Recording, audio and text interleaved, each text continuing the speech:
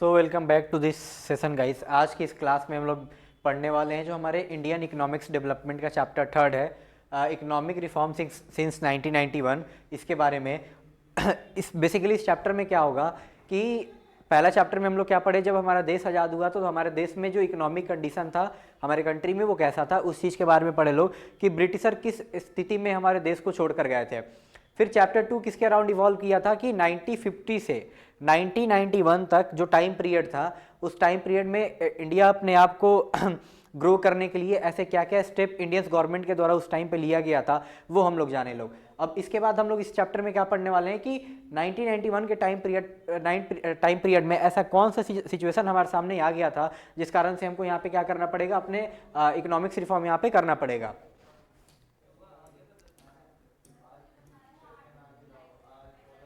After 40 years of plant development, India has been able to achieve a strong industrial base and become self-sufficient in the production of food grains. Nevertheless, a major segment of the population continued to depend on agriculture for its livelihood. In 1991, a crisis in the balance of payment led to the introduction of economic reform in the country. This unit is an appraisal of the reform process and its implication for India. अब देखो यहाँ पे क्या बोला है कि जो हमारा प्लान यहाँ पे अपने देश को एक प्लान वे में डेवलप करने का जो तरीका था, जो 5 इयर्स प्लान लेकर आया गया था, 40 सालों तक हम लोग क्या किए, यहाँ पे बहुत सारे प्लान इकोनॉमिक को लेकर आए, जिसमें हम लोग क्या किए कि एक इंडस्ट्रियल बेस पूरे देश में हम लोग बनाने में कामयाब रहे। उसके बाद क्या हुआ, फूड प्रोडक्शन में हम लोग सेल्फ सफिशिएंट हो गए, यानी अब हमको किसी और देश पे फूड ग्रेन्स के लिए निर्भर नहीं रहना था। तो ये बता रखा है, पर फिर भी कुछ ऐसे यहाँ पे हमारे ही देश में कुछ ऐसे भी जो लोग थे जो क्या एग्रीकल्चर सेक्टर में अभी भी बहुत ज़्यादा एंगेज थे। तो ये एक देश के लिए अच्छा नहीं रहता है। क्यों? क्योंकि किसी देश में अगर एग्रीकल्चर सेक्टर का जीडीपी में ज़्यादा कंट्रीब्यूशन नहीं होगा, पर उस देश का पॉपुलेशन एग्रीकल्चर सेक्टर में ज़्यादा वर्किंग यहाँ पे एज रहता है, वो ज़्यादा उसमें इन्वॉल्व रहेगा, तो ये किसी भी देश के लिए मतलब पॉजिटिव साइन नहीं माना जाता है उसकी इकॉनमी के लिए। तो वही बताया गया है कि इन सब सिनेरियो के बीच में क्या होगा कि बैलेंस ऑफ पेमेंट यहाँ पे अराइज हो जाएगा, जिस कारण से हम लोग 1991 में क्या करेंगे, यहाँ पे अपने इकॉनमी को खोलेंगे। तो इसी चैप्टर में हम लोग क्या करेंगे, एक एक करके सब पढ़ने वाले हैं। तो ये हमारा चैप्टर क्या है, लिबरलाइजेशन, प्राइवेटाइजेशन एंड ग्लोबलाइजेशन। तो ये हमारा चैप्टर थर्ड है, यानी LPG. After studying this chapter, the learner will understand the background of the reform policies introduced in India in 1991, understand the mechanism through which reform policies were introduced, comprehend the process of globalization and its implication for India, be aware of the impact of the reform processes in various sector। अब देखो chapter का यहाँ पे starting ही कैसे किया गया है, introduction. तो ये क्या है, You have studied in the previous chapter that since independence, India followed the mixed economy framework by combining the advantages of the capitalist economy system with those of the socialist economic system। अब देखो यहाँ पे क्या बोला जा रहा है कि जैसे कि हम लोग अपने लास्ट चैप्टर में पढ़े थे, उसमें क्या बताया गया था कि भारत एक ऐसे इकोनॉमिक मॉडल को चूज करता है जो क्या रहेगा, यहाँ पे मिक्स इकोनॉमी मॉडल रहेगा, जिसमें जो सोशलिस्ट मॉडल का जो यहाँ पे पॉजिटिव चीज़ रहेंगी उसको हम लोग यहाँ पे ले लेंगे, और साथ में जो यहाँ पे कैपिटलिस्ट मॉडल का जो कुछ अच्छी चीज़ें रहेंगी उसको हम लोग यहाँ पे अडॉप्ट कर लेंगे। फिर आगे यहाँ पे बताया है कि some scholars argue that over the years this policy resulted in the establishment of variety of rules and law which were aimed at controlling and regulating the economy, ended up instead in hampering the process of growth and development। अब देखो इन सब कारण से क्या होगा, कुछ scholar है उनका क्या यहाँ पे क्या नाम है कि इस कारण से बहुत सारे यहाँ पे अलग अलग वैरायटी के रूल्स और लॉ बनाया जाएगा, जिसका काम क्या रहेगा यहाँ पे कि जो देश का इकोनॉमी है उसको रेगुलेट करना और कंट्रोल करना अपने हिसाब से। किस रूप का यहाँ पे परिणाम ले लेगा, ये जो हमारा ग्रोथ और डेवलपमेंट का स्पीड जो होना चाहिए था उसमें हमारे एक ये हैम्पर क्रिएट कर देगा। फिर आगे बता रखा है other state that India, which started this development path near from stagnation, since has been able to achieve the growth in saving, develop a diversified industrial sector which produce a variety of goods and has experienced sustained expansion of agriculture output which has ensured food security। अब देखो कुछ ऐसे भी लोग हैं यहाँ पे, उनका ये कहना रहता है कि भारत का एक टाइम पे जब भारत यहाँ पे जब आज़ाद होता है तो उसका जो ग्रोथ रेट रहता है एक स्टैग्नेंट रहता है, जिस कारण से उसके बाद हम लोग एक ऐसा मतलब डाइवर्सिफाई इंडस्ट्रियल सेक्टर उसके बावजूद हम लोग यहाँ पे इस्टेब्लिश करने में सक्सेसफुल रहते हैं, या फिर हमारा जो सेविंग रहता है उसमें से लोगों के पास सेविंग का जो यहाँ पे इंक्रीज देखने को मिलता है, या फिर हम लोग जो एक टाइम पे एग्रीकल्चर पे किसी और फूड ग्रेन्स के लिए हम किसी और देश पे यहाँ पे एक तरीके से आश्रित थे, उस चीज़ को भी हम लोग यहाँ पे हटाते हैं। तो ये बता रखा है कि ये एक मतलब हमारे लिए एक पॉजिटिव चीज़ ये भी है। फिर यहाँ पे आगे है कि in 1991 India met with an economic crisis resulting to its external डेब्ट, the government was not able to make repayment on its borrowing from abroad, foreign exchange reserve which we generally maintain to import petroleum and other important items dropped to a level that were not sufficient for even a fortnight. The crisis has further compounded by rising prices of essential goods. All this led to the government to introduce a new set of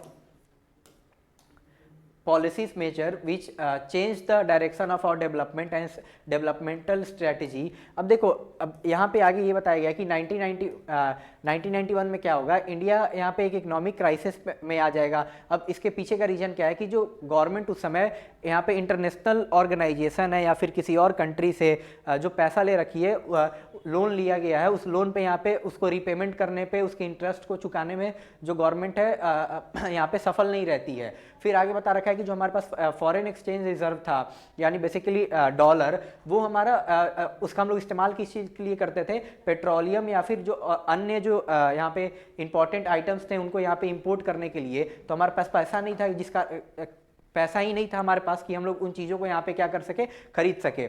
और उसके बाद यहाँ पे क्या होगा, उसी time period पे जो यहाँ पे एजेंशियल बेसिक जो गुड्स लोगों को चाहिए होता है एक नॉर्मल लाइफ में, उसका भी यहाँ पे जो प्राइस था वो काफ़ी तेज़ी से बढ़ते जा रहा था। अब जिस कारण से क्या होगा, गवर्नमेंट को यहाँ पे नए सेट ऑफ पॉलिसी मेजर लेकर आना पड़ेगा जो बिल्कुल हमारा डायरेक्शन चेंज कर देगा जो हम लोग पहले फॉलो करते थे उससे। आगे है कि in this chapter we will look at the background of the crisis, measures that the government has adopted and their impact on various sector of the economy. अब वही बता रखा है कि इस चैप्टर में हम लोग यही पढ़ेंगे कि ऐसा गवर्नमेंट का क्या क्या पुराना पॉलिसी मेजर था जिस कारण से हमको ये सिचुएशन फेस करना पड़ता है, और उसके बाद जब ये हो जाएगा तो गवर्नमेंट क्या क्या स्टेप यहाँ पे लेती है इन सबको यहाँ पे ठीक करने के लिए। अब यहाँ पे क्या है background, The origin of the financial crisis can be traced from the inefficient management of the Indian economy in the 80s. We know that for implementing various policies and its general administration, the government generates funds from various sources such as taxation, running of public sector enterprises, etc. When expenditure is more than income, the government borrows to finance the deficit from banks and also from people within the country and from international financial institutions.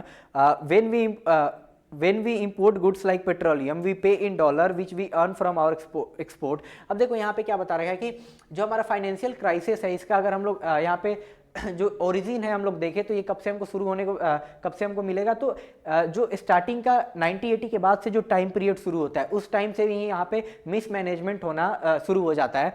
फिर आगे बता रखा है कि जैसे कि हम लोगों को पता है कि कोई भी यहाँ पे नॉर्मल एक गवर्नमेंट है उसको एडमिनिस्ट्रेशन रन करने के लिए या फिर देश को रन करने के लिए यहाँ पे क्या चाहिए, फंड चाहिए, पैसा चाहिए। तो गवर्नमेंट इसको कहाँ से लाती है, लोगों पे टैक्स लगाएगी या फिर जो गवर्नमेंट यहाँ पे पीएस पब्लिक सेक्टर यहाँ पे जितने भी उनके अंडरटेकिंग थे उससे जो उसको प्रॉफिट होता था वहाँ से पैसे आएंगे। पर ये जो भी चीज़ था गवर्नमेंट को यहाँ पे देश चलाने के लिए उतना पर्याप्त मात्रा में यहाँ पे पैसा उसके पास नहीं हो पा रहा था। तब गवर्नमेंट यहाँ पे गवर्नमेंट का जो एक्सपेंडिचर था वो ज़्यादा था गवर्नमेंट के इनकम से। तो तो गवर्नमेंट इस डेफिसिट को कम करने के लिए बैंक से या फिर जो देश में ही अलग लोग थे या फिर जो इंटरनेशनल फाइनेंशियल इंस्टीट्यूशन जैसे वर्ल्ड बैंक या फिर IMF हो गया, उनसे यहाँ पे क्या लोन लेने लगती है। अब आगे हमको ये भी पता है कि अगर हम लोग कोई पेट्रोलियम जैसे चीज़ को या हम लोग अगर अपने देश में इंपोर्ट करेंगे तो हमको पेमेंट किस में करना पड़ेगा, डॉलर में। आगे यही बताया हुआ है कि development policies required that even though the revenue were very low, the government had to overshoot its revenue to meet the challenges like unemployment, poverty, population explosion. The continued spending on development program of the government did not generate additional revenue। अब देखो आगे ये बता रखा है कि यहाँ पे सरकार जो भी यहाँ पे डेवलपमेंटल पॉलिसी लेकर आई थी, भले ही सरकार के पास यहाँ पे रेवेन्यू बहुत कम था, वो रेवेन्यू जनरेट नहीं कर पा रही थी, पर फिर भी सरकार को यहाँ पे जो उसके सामने चैलेंजेस थे, जैसे बेरोजगारी का, गरीबी का, या फिर पॉपुलेशन इतने मास लेवल पे जो बढ़ रहा था, ये सब को गवर्नमेंट को क्या करना था, इन सब को टैकल करना था। फिर आगे यही बता रखा है कि गवर्नमेंट क्या करती है, यहाँ पे जो पहले डेवलपमेंट के लिए जहाँ पे पैसा जिस सेक्टर में लगाई रहती है, उस पे गवर्नमेंट को उसी टाइम पीरियड में वैसा रिटर्न नहीं देखने को मिलता है। फिर आगे बताया है कि more over the government was not able to generate sufficiently from internal sources such as taxation. और आगे ये भी बता रखा है कि गवर्नमेंट नाकामयाब रहती है कि जो इंटरनली अगर हम लोग पैसा यहाँ पे कमा सके, जैसे मेन सोर्स गवर्नमेंट का उस समय टैक्सेशन था, इसमें भी when the government was spending a large share of its income on area which do not provide immediate return such as social sector and defence, there was a need to utilise the rest of this revenue in a highly efficient manner. अब देखो यहाँ पे यही बता रहे हैं, government के पास जितना भी इनकम रहता था, वो इनकम गवर्नमेंट ऐसे सेक्टर में इन्वेस्ट करती थी या फिर पैसा लगाती थी जहाँ पे हमको रिटर्न इमीडिएट यानी मतलब जल्दी से नहीं मिल सकता है। खासकर बता रखे हैं यहाँ पे सोशल सेक्टर और डिफेंस के बारे में। तो वहीं बता हुआ है कि जो पैसा गवर्नमेंट के पास थोड़ा सा बचता था, तो गवर्नमेंट को इसमें क्या करना चाहिए था, उन पैसों को यहाँ पे ऐसे तरीके से इस्तेमाल करना चाहिए था ताकि गवर्नमेंट को उस पर कुछ रिटर्न भी मिल सके। The income from public sector undertaking was also not very high due to the meet the growing expenditure at times और foreign exchange borrowed from other countries and international financial institution was spent on meeting consumption needs. Neither was an attempt made to reduce such profligate spending, nor sufficient attention was given to boost export to pay for the growing import. अब देखो यहाँ पे बता रखा है कि यही बता रखा है कि जो गवर्नमेंट का जो पब्लिक सेक्टर था, पब्लिक सेक्टर अंडरटेकिंग थे, वहाँ पे गवर्नमेंट को उसको रन करने में भी बहुत ज़्यादा पैसा लग रहा था और साथ में यहाँ पे गवर्नमेंट को उससे ज़्यादा बेनिफिट भी नहीं हो रहा था। और उसी टाइम पर जो हमारा फॉरेन एक्सचेंज जो था, जो यहाँ पे डॉलर था या फिर हम लोग जो दूसरे कंट्री से यहाँ पे बोरो करके अपने पास लिए थे, उनको हमको यहाँ पे क्या, अगर हम लोग ले रखे हैं किसी से पैसा उधार में, तो हमको उस पर जाहिर सी बात है इंटरेस्ट यहाँ पे जो लगता है वो हमको पे करना होगा। फिर आगे ये बता रखा है गवर्नमेंट यहाँ पे वहीं गवर्नमेंट क्या करती है कि गवर्नमेंट को जब दिख रहा था कि इतना सब कुछ हो रखा है, तो सरकार की तरफ से यहाँ पे कोई अटेम्प्ट नहीं किया जाता है कि हम लोग यहाँ पे क्या कर सके, अपने एक्सपोर्ट को बूस्ट कर सके, जिस कारण से इतना ज़्यादा हम लोग इंपोर्ट कर रहे हैं तो हमारे देश से जो डॉलर जा रहा है, तो अगर हम लोग एक्सपोर्ट करेंगे किसी चीज़ का तो डॉलर हमारे देश में आएगा भी, पर जो सरकार उस समय की रहती है वो इन सब चीज़ों पर ध्यान नहीं देती है। In the late 80s, government expenditure began to exceed its revenue by such large margin that meeting the expenditure through borrowing became unsustainable. अब देखो ये बता रखा है कि 1880 के जो आखिरी का टाइम पीरियड था, यानी तुम मान लो अर्ली 90s का टाइम पीरियड, उसके बाद वो एक ऐसा टाइम पीरियड था जिसमें क्या हो गया था, सरकार इतना ज़्यादा पैसा खर्च कर रही थी कि सरकार के पास जो यहाँ पे जो कमा कर पैसा आ रहा था, वो लोन लेने के बाद भी वो पूरा नहीं हो पा रहा था उसका एक्सपेंडिचर। तो ये बता रखा है कि ऐसे सिचुएशन में अब लोन लेना भी सरकार यहाँ पे अफोर्ड नहीं कर पा रही है क्योंकि उसको पैसा ही नहीं मिल पा रहा है और सरकार का इतना ज़्यादा खर्च है। तो ये सब सिनेरियो उस टाइम पे क्रिएट हो रखा था। Prices of many essential goods rose sharply, import grew at very large rate without matching the growth of export. आगे ये बता रखा है कि जो यहाँ पे ज़रूरतमंद चीज़ें थी उनका भी दाम बहुत ज़्यादा तेज़ी से बढ़ जाता है। फिर हम लोग का इम्पोर्ट इतने मतलब हाई रेट पे एक बार से ग्रो हो जाता है कि उस रेट को यहाँ पे एक्सपोर्ट का जो यहाँ पे एक्सपोर्ट करने का जो हमारा ग्रोथ रेट था वो उसको मैच नहीं कर पाता है। आगे बता रखा है कि as pointed out earlier, foreign exchange reserve decline to a level that was not adequate to finance import for more than 2 weeks। अब यही बता रखा है कि जैसे कि हम लोग पहले बात कर चुके हैं कि जो हमारा फॉरेन एक्सचेंज इतना ज़्यादा गिर चुका था कि हम लोग के पास यहाँ पे 2 वीक का यहाँ पे बाहर से सामान मंगाने का भी पैसा नहीं बचा था। फिर बता रखा है कि there was also not sufficient foreign exchange to pay there was also not sufficient foreign exchange to pay the interest that needed to be paid to international lenders. Also no country or international funder was willing to lend India। अब देखो, अब इसी time period पे एक और चीज़ हो गया कि जो सरकार के द्वारा बाहर के जो इंटरनेशनल इंस्टीट्यूशन है उनसे पैसा लिया गया था, तो सरकार के पास उन पैसों पे यहाँ पे इंटरेस्ट पे करने का भी यहाँ पे जो पैसा होना चाहिए था वो उसके पास नहीं बचता है। साथ में आगे ये बता रखा है कि और इस टाइम पीरियड पे ही आगे क्या होता है कि कोई भी देश अब यहाँ पे भारत को यहाँ पे मॉनेटरी वे में यहाँ पे हेल्प करने के लिए कोई तैयार नहीं रहता है। India approached the International Bank for Reconstruction and Development (IBRD), popularly known as World Bank and IMF, and received $7 billion as loan to manage the crisis. अब देखो, अब इतना कुछ होने के बाद यहाँ पे क्या होगा, सरकार फाइनली वर्ल्ड बैंक और आईएमएफ के पास जाएगी और यहाँ पे बोलेगी कि हमको यहाँ पे क्या चाहिए, हमको मॉनेटरी वे में आप क्या करो, यहाँ पे हेल्प करो। तो वहीं उनके द्वारा यहाँ पे कितना $7 बिलियन उनको दिया जाएगा क्राइसिस को मैनेज करने के लिए। फिर for availing the loan this international agency expected India to liberalize and open up the economy by removing restriction on the private sector, reduce the role of government in many areas and remove trade restriction between India and other country. अब देखो, वो जो international financial institution है like IMF या फिर world bank, तो वो लोग यहाँ पे एक शर्त रख देता है कि आपको क्या करना पड़ेगा कि आपको अपनी इकॉनमी को यहाँ पे खोलना होगा और प्राइवेट सेक्टर पे जितना रिस्ट्रिक्शन लगाया गया है आपके द्वारा, इसको भी आप हटाइए, और गवर्नमेंट का जो इतना ज़्यादा रोल है इंडिया में उसको भी यहाँ पे कम किया जाए, और आप क्या करो, जो रिस्ट्रिक्शन किसी और कंट्री पे लगा रखे हो ट्रेड से रिलेटेड, वो सब भी आपको यहाँ पे क्या करना पड़ेगा, हटाना पड़ेगा। अब इंडिया यहाँ पे क्या करता है, इंडिया मतलब इसमें से कुछ कंडीशन रहते हैं जिस पे इंडिया एग्री कर जाएगा, जो वर्ल्ड बैंक या फिर आईएमएफ के द्वारा बोला गया रहता है। And announce new economic policy, the new economic policy consisted of wide ranging economic reform. The thrust of the policies was towards creating a more competitive environment in the economy and removing the barrier to entry and growth of firms. This set of policy can broadly be classified into two groups. अब देखो, आगे यही बता रखा है कि अब जो हमारा न्यू इकोनॉमिक पॉलिसी रहेगा उसमें बहुत सारे इकोनॉमिक रिफॉर्म किए जाएंगे, और बेसिकली इसमें ये रहेगा कि हमको क्या करना है, एक ऐसा इन्वायरमेंट क्रिएट करना है तो यहाँ पे क्या हो सके, बिजनेस में यहाँ पे कम्पिटिटिवनेस यहाँ पे बढ़ सके। और आगे ये बता रखा है कि जो पॉलिसीज यहाँ पे सरकार के द्वारा यहाँ पे लाया गया था, उसको ब्रॉडली दो टाइप में हम लोग यहाँ पे या फिर दो ग्रुप में उसको हम लोग डिवाइड कर सकते हैं। पहला क्या है, the stabilization measure and the structural reform measure. Stabilization measure are short term measure intended to correct some of the weakness that have developed in the balance of payment and to bring inflation under control. In simple word, this mean that there was a need to maintain sufficient foreign exchange reserve and keep the rising prices under control. देखो, पहला यहाँ पे क्या किया जाएगा, पहला ये बोला जाएगा कि हमको स्टेबलाइजेशन मेजर लेना है, ऐसा मेजर जो क्या है, शॉर्ट टर्म मेजर है, उससे हम लोग क्या कर सकें, यहाँ पे जो हमारे कुछ वीकनेसेस हैं उसको जल्द से जल्द यहाँ पे ठीक किया जाए, जैसे कि बैलेंस ऑफ पेमेंट या फिर इन्फ्लेशन को कंट्रोल में रखने का ये बताया हुआ है कि हमको क्या करना है, यहाँ पे जो हमारा फॉरेन एक्सचेंज है उसको एक लेवल पे बनाकर रखना है, और साथ में क्या करना है, जो किसी भी यहाँ पे आइटम का या फिर गुड्स का यहाँ पे जो प्राइस राइज हो रहा है बहुत हाई स्पीड से, उसको भी हमको यहाँ पे कंट्रोल में रखना है। फिर आगे बताया है कि on the other hand structural reform policies are long measure aimed at improving the efficiency of the economy and increasing its international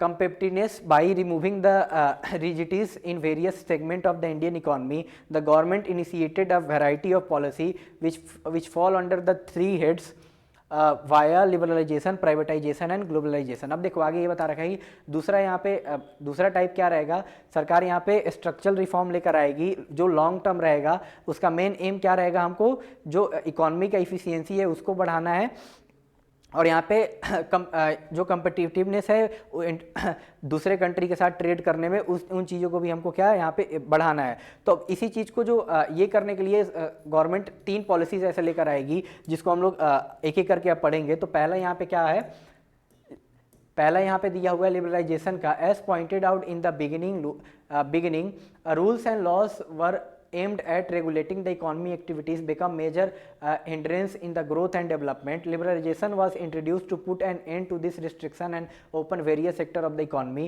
Though a few liberalization measures were introduced in 80s in area of industrial licensing, export-import policy, technology upgradation, physical policy and foreign investment, reform policy initiated in 1991 were more comprehensive. Let us study some of important areas such as the industrial sector, financial sector, tax reform, foreign exchange market and trade and investment sector which received greater attention in and after 1991. अब देखो, यहाँ पे यही बता रखा है कि सरकार यहाँ पे अब हम लोग सबसे पहले लिबरलाइजेशन के बारे में यहाँ पे बताया हुआ है कि इसके बारे में जैसे हम लोग को पिछले ही क्लास में हम लोग यहाँ पे क्या पढ़े थे कि जो सरकार यहाँ पे जो देश में इकोनॉमिक एक्टिविटीज़ चलता था उसमें बहुत ज़्यादा एक मेन रोल प्ले करती थी, जिस कारण से जो हमारा ग्रोथ रेट या डेवलपमेंट होना चाहिए था वो हो नहीं पाया।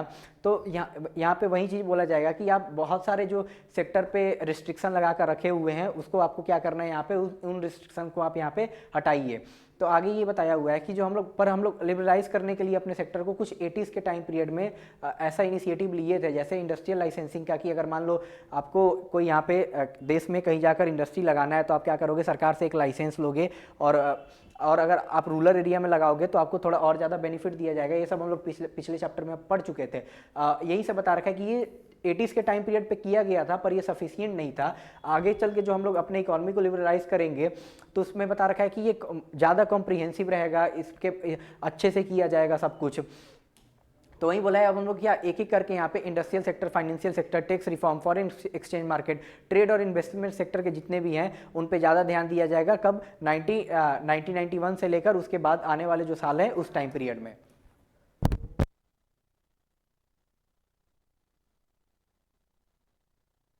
और यहाँ पे सबसे पहले क्या है, deregulation of industrial sector in India. Regulatory mechanism were enforce in various way. Industrial licensing under which every entrepreneur had to get permission from government officials to start a firm, close a firm or decide the amount of good that could be produced। अब देखो यहाँ पे बताया गया, यहाँ पे क्या बताया गया कि जो इंडस्ट्रियल सेक्टर में इतने सारे रेगुलेशन लगाए गए थे, अब हमको क्या करना है, डीरेगुलेशन यहाँ पे करना है। तो आगे ये बताया हुआ है कि जब इकॉनमी खुलने से पहले 1991 से पहले यहाँ पे क्या था, बहुत सारे तरीके से यहाँ पे इकॉनमी को रेगुलेट किया जाता था। तो पहला क्या था कि इंडस्ट्रियल लाइसेंसिंग था, जिसमें बताया गया था किसी भी यहाँ पे इंडस्ट्रियलिस्ट को कि सरकार से उसको परमिशन लेना पड़ेगा कोई भी न्यू इंडस्ट्री यहाँ पे लगाने के लिए, या फिर किसी इंडस्ट्री को बंद करने के लिए, या फिर मान लो कोई इंडस्ट्री लग चुका है तो उसमें किसी चीज़ का प्रोडक्शन कितना होगा, गुड्स कितने अमाउंट में बनाया जाएगा, उसके लिए भी यहाँ पे सरकार से परमिशन लेना पड़ता था।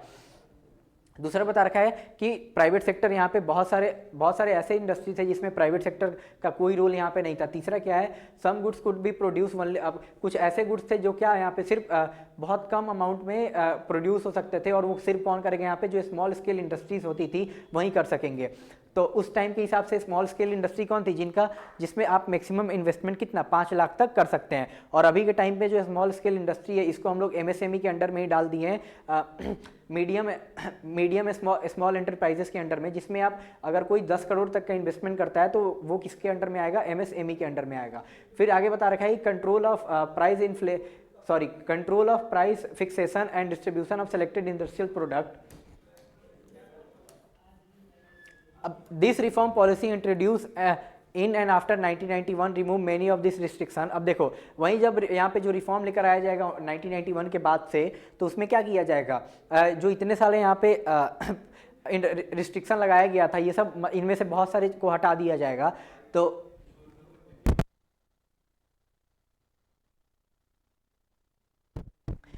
Industrial licensing was abolished for almost all but product categories: alcohol, cigarette, hazardous chemical, industrial explosive, electronics, aerospace and drug and pharmaceutical। अब बता रखा है कि जितना सारा रिस्ट्रिक्शन लगाया गया था अधिकतर चीज़ों पर से हटा दिया गया, पर कुछ ऐसे भी चीज़ थे जैसे अल्कोहल हो गया, सिगरेट्स हो गया, या फिर जो हजार्डस केमिकल होते हैं उन पे, या फिर जो एक्सप्लोसिव होते हैं, या फिर इलेक्ट्रॉनिक्स और एरोस्पेस, या फिर ड्रग या फार्मास्यूटिकल में, इसमें अभी भी रिस्ट्रिक्शन था। पर अगर हम लोग अभी के टाइम पीरियड से कंपेयर करें तो इनमें से ही बहुत सारी चीज़ों पे जो रिस्ट्रिक्शन था हटा दिया गया है। The only industries which are now reserved for the public sector are part of atomic energy generation and some core activities in railway transport। अब किसी में सरकार अभी भी किसी यहाँ पे किसी सेक्टर में या किसी टाइप की इंडस्ट्री में यहाँ पे पूरे तरीके से अपना कंट्रोल जमा कर रखी थी। तो वो क्या था, यहाँ पे जो एटॉमिक एनर्जी जनरेशन या फिर जो रेलवे ट्रांसपोर्ट का जो कुछ कोर एक्टिविटीज़ था रेलवे का काम करने का, उसमें ही सरकार यहाँ पे क्या बेसिकली यहाँ पे पैसा लगाकर, पैसा तो मतलब सरकार का और चीज़ों में है पर उनका यहाँ पे मेन रोल अभी भी है। Many goods produced by small scale industries have now been de-reserved in most industry. The market has been allowed to determine the prices। अब देखो पहले के टाइम पे क्या था, पहले के टाइम पे बता दिया गया था कि कुछ टाइप की चीज़ें सिर्फ कौन बनाएंगे, जो यहाँ पे स्मॉल स्केल इंडस्ट्रीज हैं उनके द्वारा बनाया जाएगा, पर इस चीज़ को भी हटा दिया जाएगा। अब कोई सा भी चीज़ यहाँ पे, कोई भी यहाँ पे अलग अलग लेवल के यहाँ पे, या फिर लार्ज स्केल इंडस्ट्री या फिर मीडियम स्केल या फिर स्मॉल स्केल सब बना सकते हैं, कब इसमें किया गया। फिर आगे ये बता रखा है कि अब मार्केट पे पहले जो किसी भी चीज़ का रेट डिटरमाइन किया जाता था वो गवर्नमेंट के द्वारा किया जाता था, इस चीज़ को भी यहाँ पे हटा दिया जाएगा, मार्केट के हिसाब से क्या रेट को डिटरमाइन किया जाएगा। अब आगे बता रखा है कि फाइनेंशियल सेक्टर में कैसा कैसा रिफॉर्म देखने को मिलेगा। तो financial sector includes financial institution such as commercial bank, investment bank, stock exchange operation and foreign exchange market. ये बता रखा है कि फाइनेंशियल इंस्टीट्यूशन में क्या क्या आते हैं। फिर आगे है कि the financial sector in India is regulated by RBI, सबको पता है। You may be aware that all bank and other financial institution in India regulated through various norms and regulation of RBI. ये भी सबको पता है कि देश में जितने भी बैंक है या फिर और जो फाइनेंशियल इंस्टीट्यूशन है वो आरबीआई का जो गाइडलाइंस है उनके हिसाब से वो चलते हैं।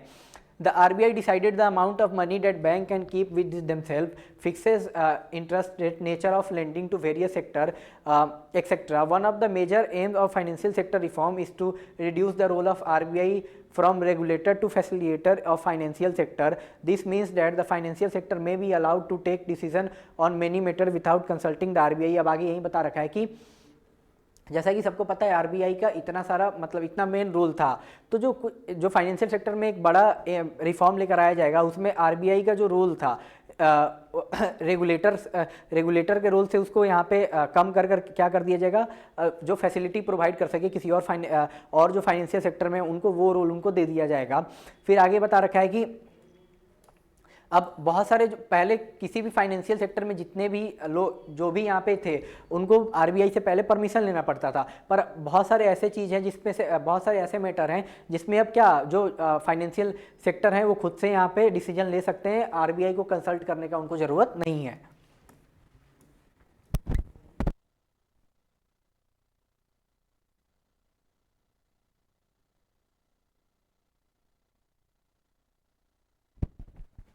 The reform policies led to the establishment of private sector bank, Indian as well as foreign। अब देखो इन सब रिफॉर्म पॉलिसी से क्या होगा, देश में हमको प्राइवेट बैंक्स हमको देखने को मिलेंगे, जो इंडियन हो या फिर जो बाहर के प्राइवेट बैंक है वो।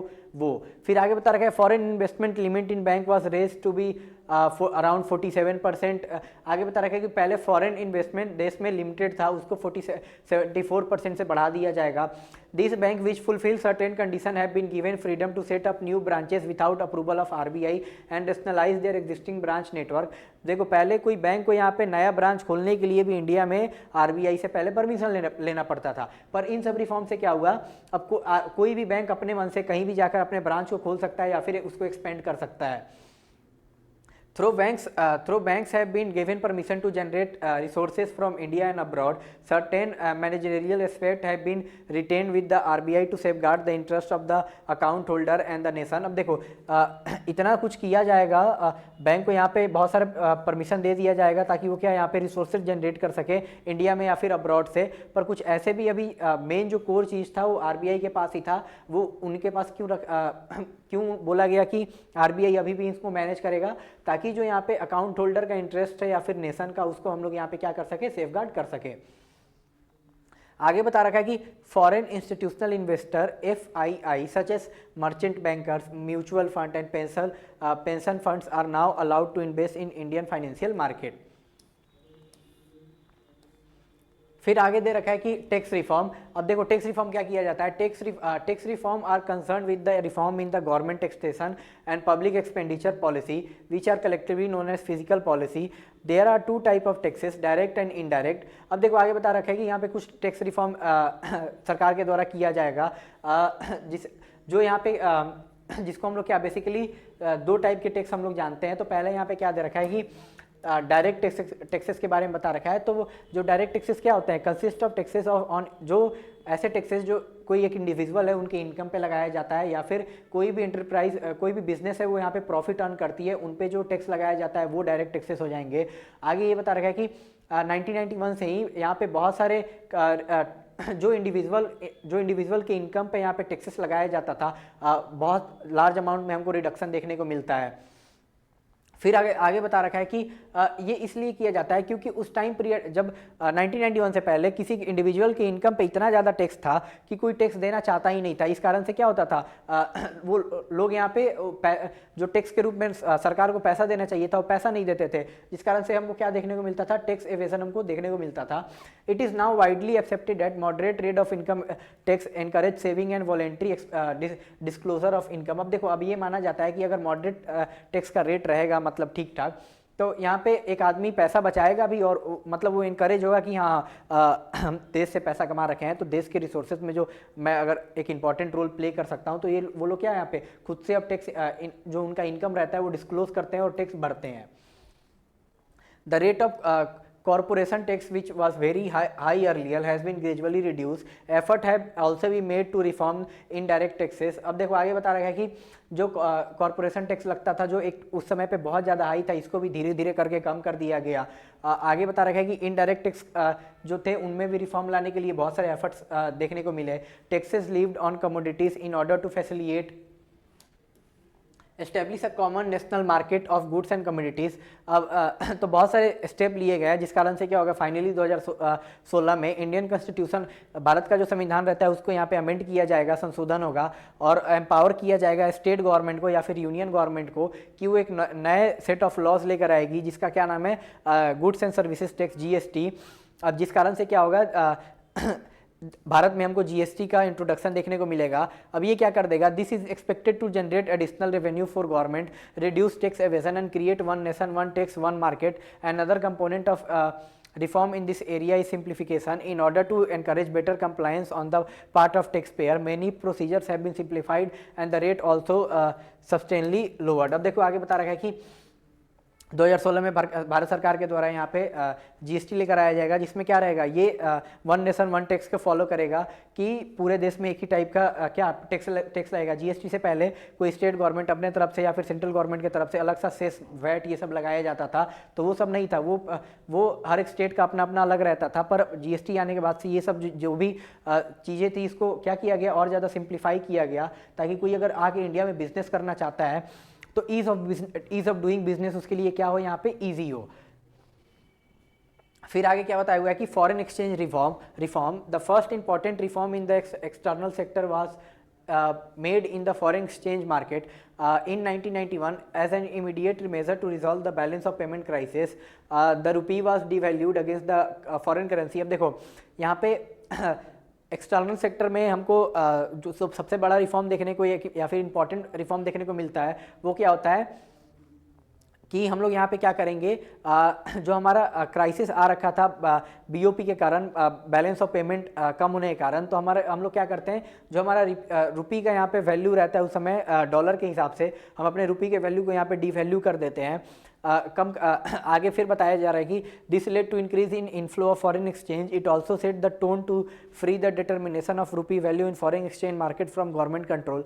Now more often than not market determine exchange rate based on demand and supply of foreign exchange. अब देखो आगे बता रखा है कि एक टाइम पे जो इंडियन रुपी था उसका वैल्यू सरकार के द्वारा सेट किया जाता था। अब 1991 के बाद से यहाँ पे क्या किया गया, इन सब चीज़ को यहाँ पे हटा दिया गया। तो अब यहाँ पे जो मार्केट में यहाँ पे जो डिमांड और सप्लाई है यहाँ पे किसी करेंसी का, उस हिसाब से उस करेंसी का यहाँ पे जो वैल्यू रहता है वो हम लोग क्या करते हैं, डिटरमाइन करते हैं।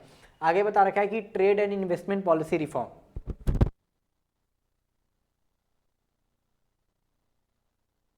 अब देखो यहाँ पे ट्रेड और इन्वेस्टमेंट पॉलिसी में किस किस टाइप का आपको रिफॉर्म देखने को मिलेगा। तो liberalisation of trade and investment regime और initiated to increase international competitiveness of industrial production and also foreign investment and technology into economy. The aim was also to promote efficiency of local industries and adoption of modern technology. अब देखो trade या फिर investment को liberalise इसलिए किया जाएगा ताकि हम लोग क्या हो सके, इंटरनेशनल कम्पिटिटिवनेस यहाँ पे बढ़ सके। जो हमारे यहाँ पे जो भी यहाँ पे हमारे फर्म है वो बाहर के यहाँ से गुड्स बनकर अगर बाहर में जाएगा तो वहाँ पे वो compete कर सके, जो हमारे लोकल इंडस्ट्री से वो, या फिर देश में हमारा क्या हो सके, फॉरेन इन्वेस्टमेंट ज़्यादा से ज़्यादा आ सके, या फिर जो नए नए मॉडर्न टेक्नोलॉजी है वो भी हमारे देश में ईजिली आ सके। इसलिए क्या किया जाएगा, ट्रेड और इन्वेस्टमेंट पॉलिसी में यहाँ पे रिफॉर्म लेकर आया जाएगा। फिर आगे बता रखा है in order to protect domestic industry India has following a regime of quantitative restriction on import. This was encouraged through tight control over import and keeping the tariff very high. अब देखो यहाँ पे जो हमारे 1991 से पहले का जो टाइम पीरियड था, तो उस समय जो सरकार के द्वारा जो अप्रोच यहाँ पे फॉलो किया जाता था वो क्या अप्रोच था कि हम लोग क्वांटिटेटिव रिस्ट्रिक्शन लगा रखे थे इंपोर्ट पे, यानी हम लोग एक अमाउंट फिक्स कर दिए थे कि बाहर से अगर किसी चीज़ का यहाँ पे देश में उसको मंगाया जाएगा, इंपोर्ट किया जाएगा, तो वो उस अमाउंट में ही होगा, उससे ज़्यादा यहाँ पे नहीं हो सकता है। या फिर हम लोग दूसरा क्या तरीका यहाँ पे अपनाए थे, हम लोग जो बाहर से चीज़ बाहर की जो गुड्स या फिर सर्विसेज जो इंडिया में आते थे उन पे हेवी टैरिफ चार्ज कर देते थे। तो अब हेवी टैरिफ चार्ज कर दिया जाएगा तो जाहिर सी बात है उनका दाम और ज़्यादा बढ़ जाएगा, तो कोई नॉर्मल इंडियन उसको बाई करना या फिर उसको इस्तेमाल करना प्रेफर नहीं करेगा। क्यों? क्योंकि वही चीज़ के लिए उसको ज़्यादा पैसा देना पड़ेगा जो एज़ कम्पेयर टू इंडिया में वो चीज़ यहाँ पे क्या कम पे मिल रहा है। भले ही एक अलग बात है कि उनका क्वालिटी या फिर उनका प्रोडक्ट हमसे ज़्यादा बेटर हो, पर यहाँ पे अपने इंडस्ट्री को बचाने के लिए भले ही हमारे यहाँ पे जो लोकल इंडस्ट्री है उस क्वालिटी की चीज़ प्रोड्यूस नहीं कर पा रहे हो, पर सरकार लोकल इंडस्ट्री को बचाने के लिए ये सब स्टेप तब ली थी।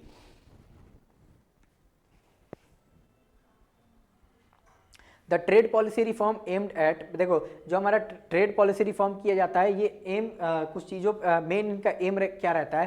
पहला है कि dismantling of quantitative restriction on import and export. पहला यही रहता है कि हम लोग जो हमारा क्वांटिटेटिव रिस्ट्रिक्शन लगा रहता है कि आप किसी चीज़ को कितना इंपोर्ट करोगे या फिर उसको बाहर कितना बेचोगे, ये रिस्ट्रिक्शन सबसे पहले हटाया जाएगा। दूसरा क्या होगा, रिडक्शन ऑफ टैरिफ रेट। दूसरा किया जाएगा कि इंपोर्ट और एक्सपोर्ट पे जो टैरिफ सरकार के द्वारा लगाया गया था, जो टैक्सेस लगाए गए थे, उसको भी यहाँ पे कम किया जाएगा। फिर तीसरा है removal of licensing procedure for import. अब देखो कोई चीज़ इंडिया में मंगाने के लिए उसको हमको सरकार से बहुत सारे प्रोसीजर के थ्रू जाना पड़ता था, तो जितने सारे लाइसेंसिंग प्रोसीजर थे सरकार उनको भी यहाँ पे क्या करती है, हटाती है। अब आगे बता रखा है import licensing was abolish except in case of hazardous and environmentally sensitive industry. अब आप किसी भी टाइप की चीज़ को, गुड्स को यहाँ पे इंडिया में मंगा सकते थे, आपको यहाँ पे कोई यहाँ पे अभी के टाइम पर आपको कोई यहाँ पे वैसा हिंडरनेस आपको फेस करने को नहीं मिलेगा। पर ये पहले चीज़ नहीं था, पर अभी भी सरकार यहाँ पे क्या की, जो हडाजस या फिर जो हमारे इन्वायरमेंट के लिए सेंसिटिव चीज़ें थी उन पे अभी भी क्या लगाया गया है, इंपोर्ट लाइसेंसिंग लगाया गया है। अगर आपको वैसा चीज़ जो मंगाना है जो हमारे इन्वायरमेंट के लिए ठीक ना हो या फिर जो यहाँ पे ऐसा केमिकल जो यहाँ पे खतरनाक हो, तो उसमें आपको यहाँ पे क्या करना पड़ेगा, सरकार से अभी भी यहाँ पे जो परमिशन लेना पड़ेगा। आगे बता रखा है कि quantitative restriction on import of manufactured consumer goods and agriculture products was also fully removed from April 2001। अब आगे ये बता रखा है कि आप कोई चीज़, जैसे मान लो कोई नॉर्मल लोग हैं उन जो वो कंजम्पशन करते हैं उन पे या फिर जो एग्रीकल्चर प्रोडक्ट पे पहले क्वांटिटेटिव रिस्ट्रिक्शन लगा था कि आप इस अमाउंट से ज़्यादा इस चीज़ को नहीं मंगा सकते हैं, इसको भी कब खत्म कर दिया जाएगा, अप्रैल 2001 में। फिर export duties have been removed to increase the competitive position of Indian goods in international market. पहले यहाँ पे अगर मान लो कोई इंडियन फर्म है या फिर इंडियन बिजनेस है, बाहर कोई चीज़ यहाँ पे बेचना चाह रहा है, तो उस पर सरकार के द्वारा ड्यूटीज़ लगा दिया जाता था, जिस कारण से उसका दाम और ज़्यादा बढ़ जाता था। तो अब क्या हुआ, 1991 के बाद से उसको धीरे धीरे करके बहुत ज़्यादा कम, मतलब उसको हटा ही दिया गया ताकि हम क्या कर सके, इंटरनेशनल मार्केट में जो हमारे गुड्स हैं वो यहाँ पे कम्पीट कर सके। अब यहाँ पे देखो लिबरलाइजेशन हम लोग पढ़ लिए कि कैसे हम लोग अपनी इकोनॉमी को लिबरलाइज किए। अब हम लोग क्या पढ़ेंगे यहाँ पे, privatisation.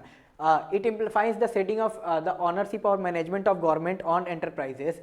Government companies are converted into private companies in 2 way. अब देखो यहाँ पे बता रहा है प्राइवेटाइजेशन क्या होता है। किसी सेक्टर में गवर्नमेंट अगर उसको कंट्रोल गवर्नमेंट में उसमें मेन ऑनरशिप था, अब गवर्नमेंट क्या कर रही है, उस चीज़ को अपने ऑनरशिप से उसको हटा दे रही है, इसी को हम लोग क्या बोलते हैं, प्राइवेटाइजेशन।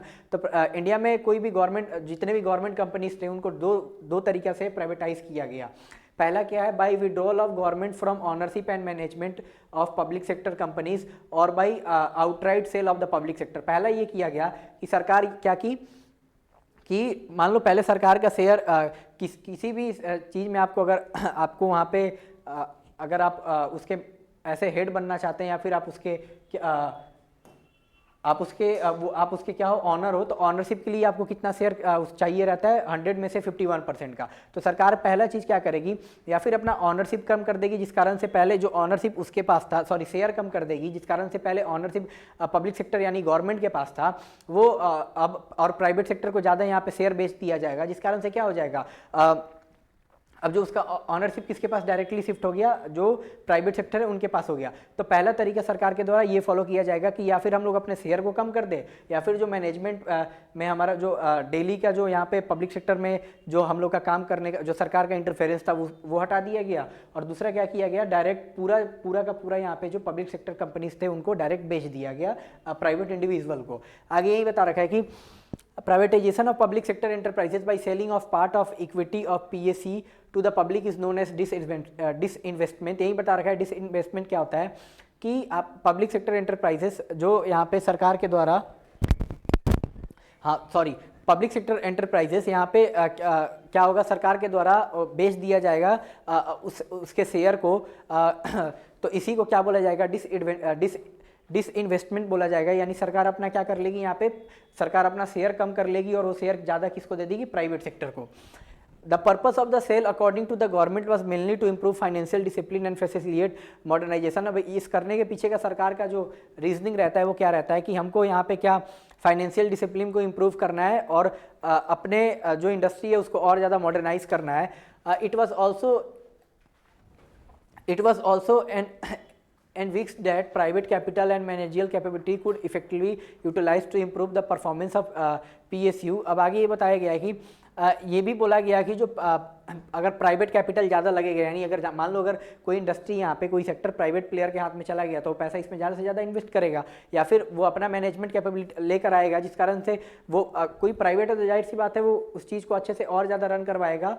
तो यही सब क्या था कि इस कारण से जो समय के PSU थे यानी पब्लिक सेक्टर अंडरटेकिंग जो गवर्नमेंट के कंट्रोल में थे, तो इनका क्या हो सकता था अगर हम लोग प्राइवेट कर देते तो ये बोला गया कि जो उनका परफॉर्मेंस है और ज़्यादा यहाँ पे इम्प्रूव हो जाएगा।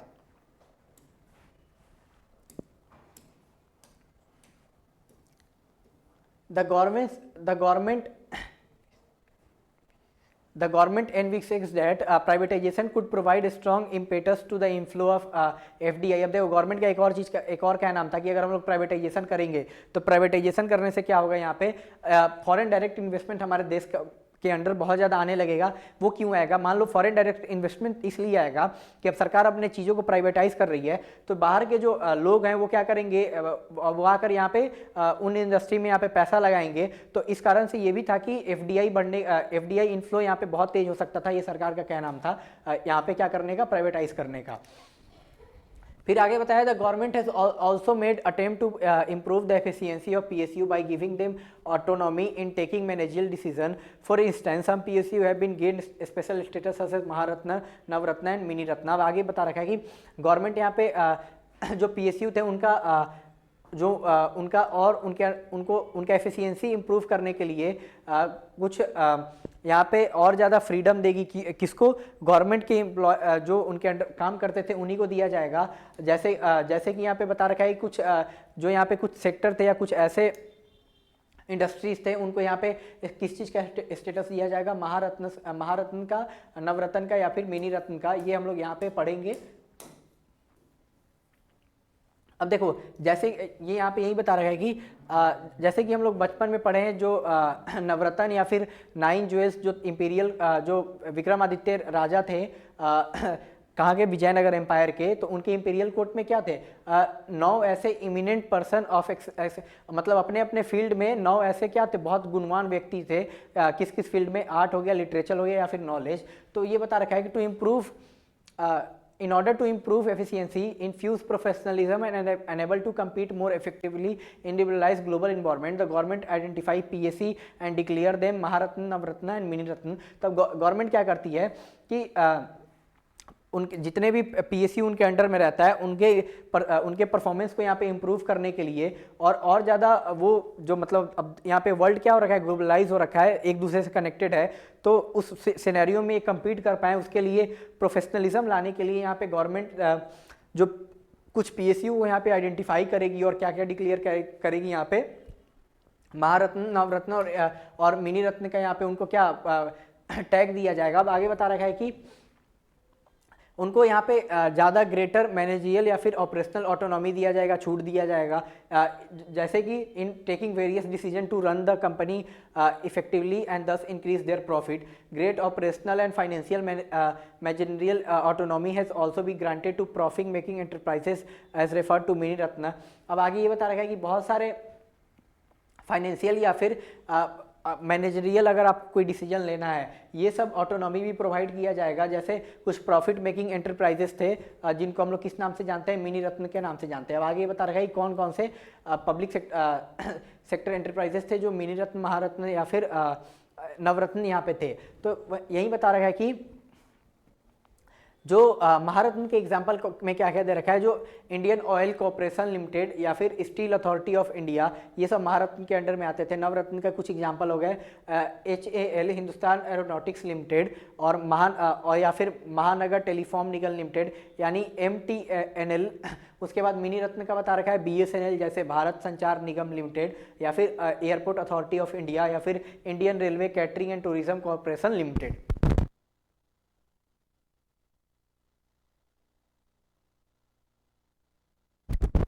Many of these profitable PSC were originally formed during the 50s and 60s when self-reliance was an important element of public economy. They were set up with the intention of providing infrastructure and direct employment to the public so that equality and end-to-end product reaches the masses at nominal cost and companies themselves were made accountable to all the stakeholder। अब देखो ये जितने सारे PSC थे ऊपर जिसके बारे में हम लोग जाने, वो या फिर 1950 या फिर 60 के टाइम पीरियड तक ही बना दिया गया था। बनाया क्यों गया था? ताकि यहाँ पे हम लोग जो उस समय सेल्फ रिलायंस बनना चाहते थे, कोई भी चीज़ को अपने आप बनाना चाहते थे और अपने लोगों का जो डिमांड रहता था उसको फुलफिल करना चाहते थे, वो किया जा सके।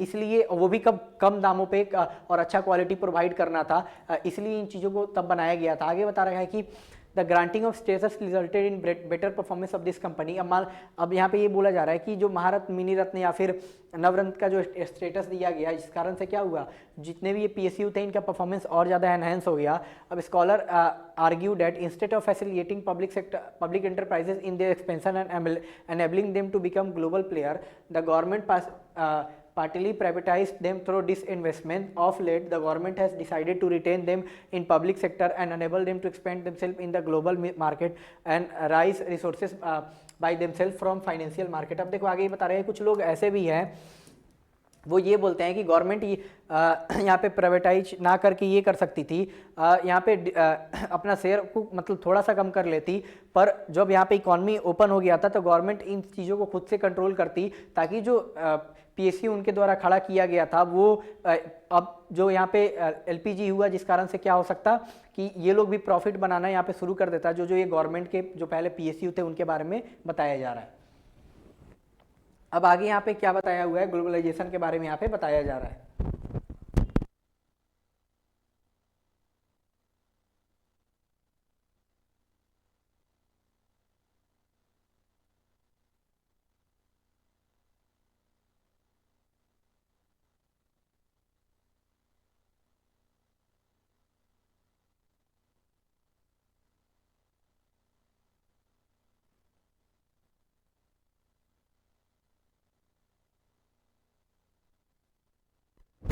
अब देखो ग्लोबलाइजेशन क्या है। Although globalization is generally understood to mean that integration of economy of the country with the world economy. It is complex phenomena. अब देखो जो बेसिकली लोग जानते हैं कि ग्लोबलाइजेशन क्या है, किसी एक देश के इकोनॉमी को पूरे वर्ल्ड के साथ यहाँ पे कनेक्ट कर देना, यानी कोई एक देश पूरे देश के साथ यहाँ पे ट्रेड कर सके या फिर कुछ भी कर सके, इसी चीज़ को यहाँ पे ग्लोबलाइजेशन बोला जाता है। पर ये जो टर्म ग्लोबलाइजेशन है ये एक बहुत ज़्यादा कॉम्प्लेक्स टर्म है।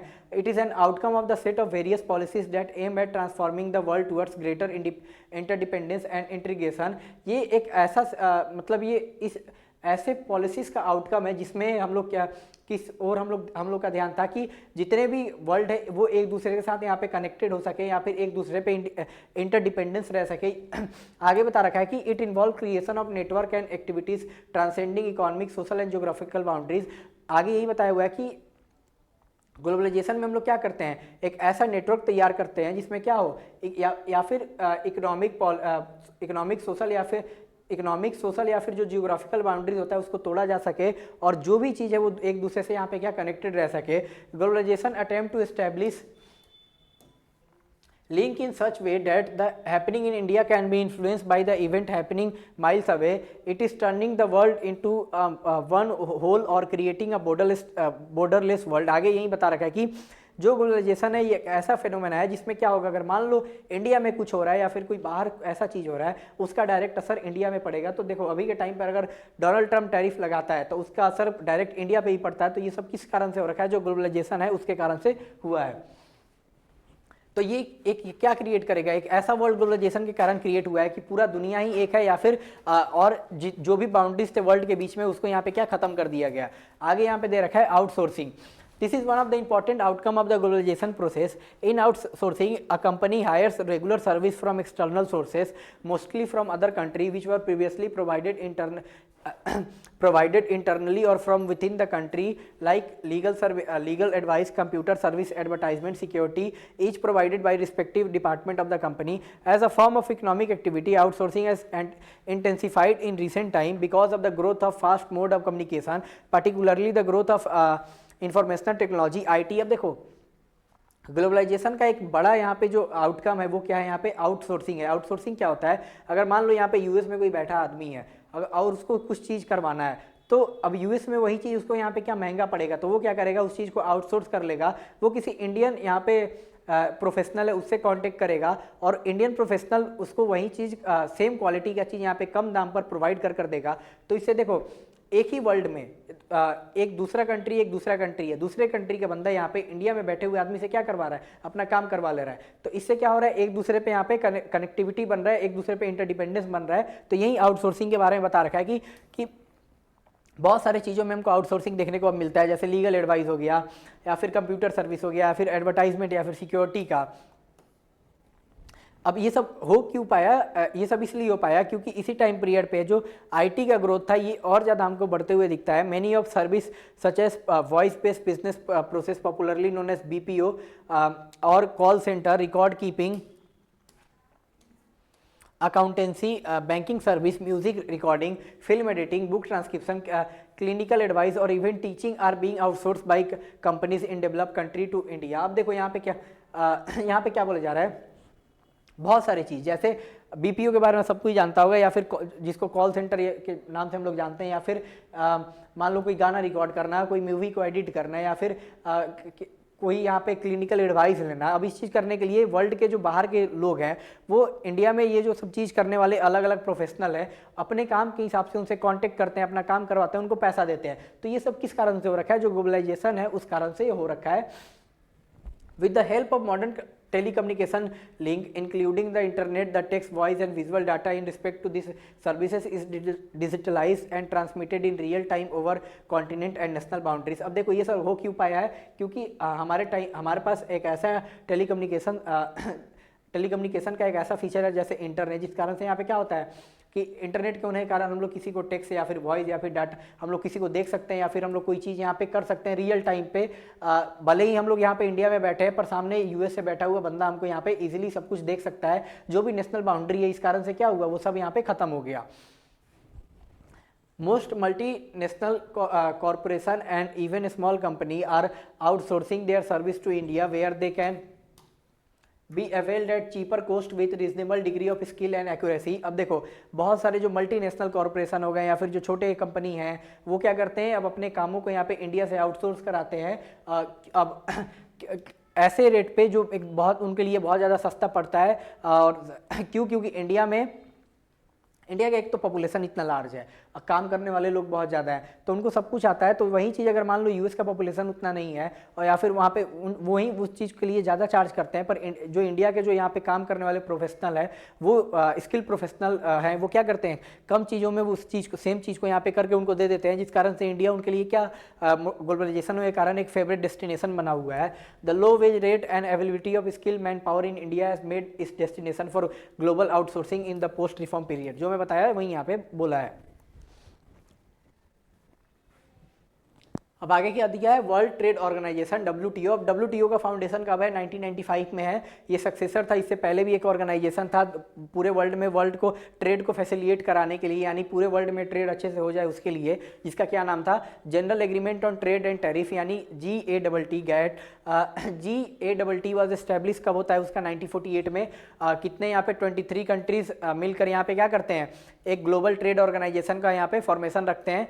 किस लिए, ताकि एडमिनिस्ट्रेशन किया जा सके जितने भी मल्टीलेटरल ट्रेड एग्रीमेंट हो रहा है किसी कंट्री के बीच में, और उनको बराबर का अपॉर्चुनिटीज़ प्रोवाइड हो यहाँ पे इंटरनेशनल मार्केट में। इन सब चीज़ों के लिए यहाँ पे GATT का फॉर्मेशन किया जाएगा। डेट याद रखना है हमेशा ध्यान से। 1948 में टोटल कितने, 23 कंट्रीज़ के द्वारा। उसी चीज़ को आगे GATT को यहाँ पे WTO यहाँ पे रिप्लेस करेगा 1995 में। तो बता रखा है कि WTO क्या है, expected to establish a rule based trading regime in which nation can not be place arbitrary restriction और ट्रेड। यहाँ पे जो WTO इसका इसलिए बनाया गया था ताकि यहाँ पे क्या हो कि कोई भी कंट्री दूसरे कंट्री पे यहाँ पे अनरिजनेबल यहाँ पे टैरिफ या फिर कोई ऐसा रिस्ट्रिक्शन ना लगा दे। पर WTO अभी के टाइम पर अनसक्सेसफुल है। जाहिर सी बात है, आप लोग का लेटेस्ट आप लोग के सामने एग्जाम्पल है US का, वो कैसे पूरे वर्ल्ड में यहाँ पे टैरिफ लगाकर चल रहा है, अगर कोई उसके हिसाब से नहीं चल रहा है। तो ये क्या WTO का जो यहाँ पे जो मेन प्रिंसिपल ही है कि हम लोग को सभी कंट्री को यहाँ पे फेयर अपॉर्चुनिटीज़ प्रोवाइड करना है, उसी के उस मेन प्रिंसिपल के अगेंस्ट यहाँ पे US का करंट पॉलिसी जा रहा है। इन एडिशन टू इस purpose its purpose is also to enlarge production and trade of services to ensure optimum utilization of world trade resources and protect environment। आगे ये भी बता रखा है कि WTO का एक और मेन ये काम है कि जो भी यहाँ पे प्रोडक्शन हो रहा है ट्रेड या फिर सर्विसेज का, वहाँ पे क्या हो सके, उसको ज़्यादा से ज़्यादा उसका यूटिलाइजेशन हो सके, जो भी वर्ल्ड की रिसोर्सेज हैं उनका, और जो इन्वायरमेंट रिलेटेड चीज़ है उनको हम इन्वायरमेंट को हम क्या यहाँ पे कर सके, WTO के थ्रू में यहाँ पे बचा सके, ताकि कुछ ऐसा चीज़ का यहाँ पे ऐसे वे में किसी चीज़ का अनसस्टेनेबल वे में किसी चीज़ का प्रोडक्शन ना हो। तो अगर अनसस्टेनेबल वे में किसी चीज़ का प्रोडक्शन होगा तो क्या होगा, उससे हमारा जो हमारे पूरा नेचर है, हमारा इन्वायरमेंट है, वो उसको हार्म पहुंचेगा। तो WTO का ये भी काम है कि इन्वायरमेंट को उसको बचाना है। WTO agreements cover trade in goods as well as services to facilitate international trade, bilateral or multilateral, through removal of tariff as well as non-tariff barrier and providing greater market access to all member। अब देखो यही बता रखा है कि WTO का basically main काम क्या है कि कोई भी यहाँ पे कोई दो यहाँ पे इंटरनेशनल कंट्री है या फिर मल्टीनेशनल यहाँ पे कोई भी ऑर्गेनाइजेशन है, वो एक दूसरे के साथ यहाँ पे क्या करते हैं, कोई एग्रीमेंट साइन करते हैं। तो उस एग्रीमेंट को यहाँ पे क्या किया जा सके, वो एग्रीमेंट को यहाँ पे फॉलो करवाने का क्या काम है, WTO का काम है। और साथ में ये भी है कि किसी कंट्री के द्वारा यहाँ पे किसी पे टैरिफ लगाया गया है या फिर नॉन टैरिफ बैरियर लगाया गया है, वो सब हमें यहाँ पे क्या कर सके, उस सब को भी यहाँ पे हटाने का काम है, ताकि पूरा जितने भी वर्ल्ड में कंट्रीज़ हैं उनको एक ग्रेटर मार्केट का एक्सेस मिल सके। मान लो अगर कोई कंट्री किसी चीज़ पे टैरिफ लगा देगा तो किसी और देश से जाने वाला चीज़ उस कंट्री में वो महंगा पड़ेगा, तो यहाँ पे वो ट्रेड क्या हो जाएगा, यहाँ पे उसको डिस्करेज किया जाएगा कि वो चीज़ उस देश में ना वहाँ पे मतलब अच्छे रेट में वहाँ पे बेचा जा सके और उससे फ़ायदा उस कंट्री का ना हो। तो ये कंट्री कोई भी अगर ऐसा प्रैक्टिस अपनाता है तो इस सब चीज़ को हटाने का काम किसका है, WTO का है। पर इन रियलिटी क्या WTO ऐसा कर पा रहा है? अभी के सिनेरियो में अगर हम लोग देखें जो US के द्वारा किया जा रहा है वो क्या है, WTO के बेसिक प्रिंसिपल का ही यहाँ पे वायलेशन हमको देखने को मिल रहा है। पर फिर भी WTO यहाँ पे कुछ करने में सक्षम नहीं है।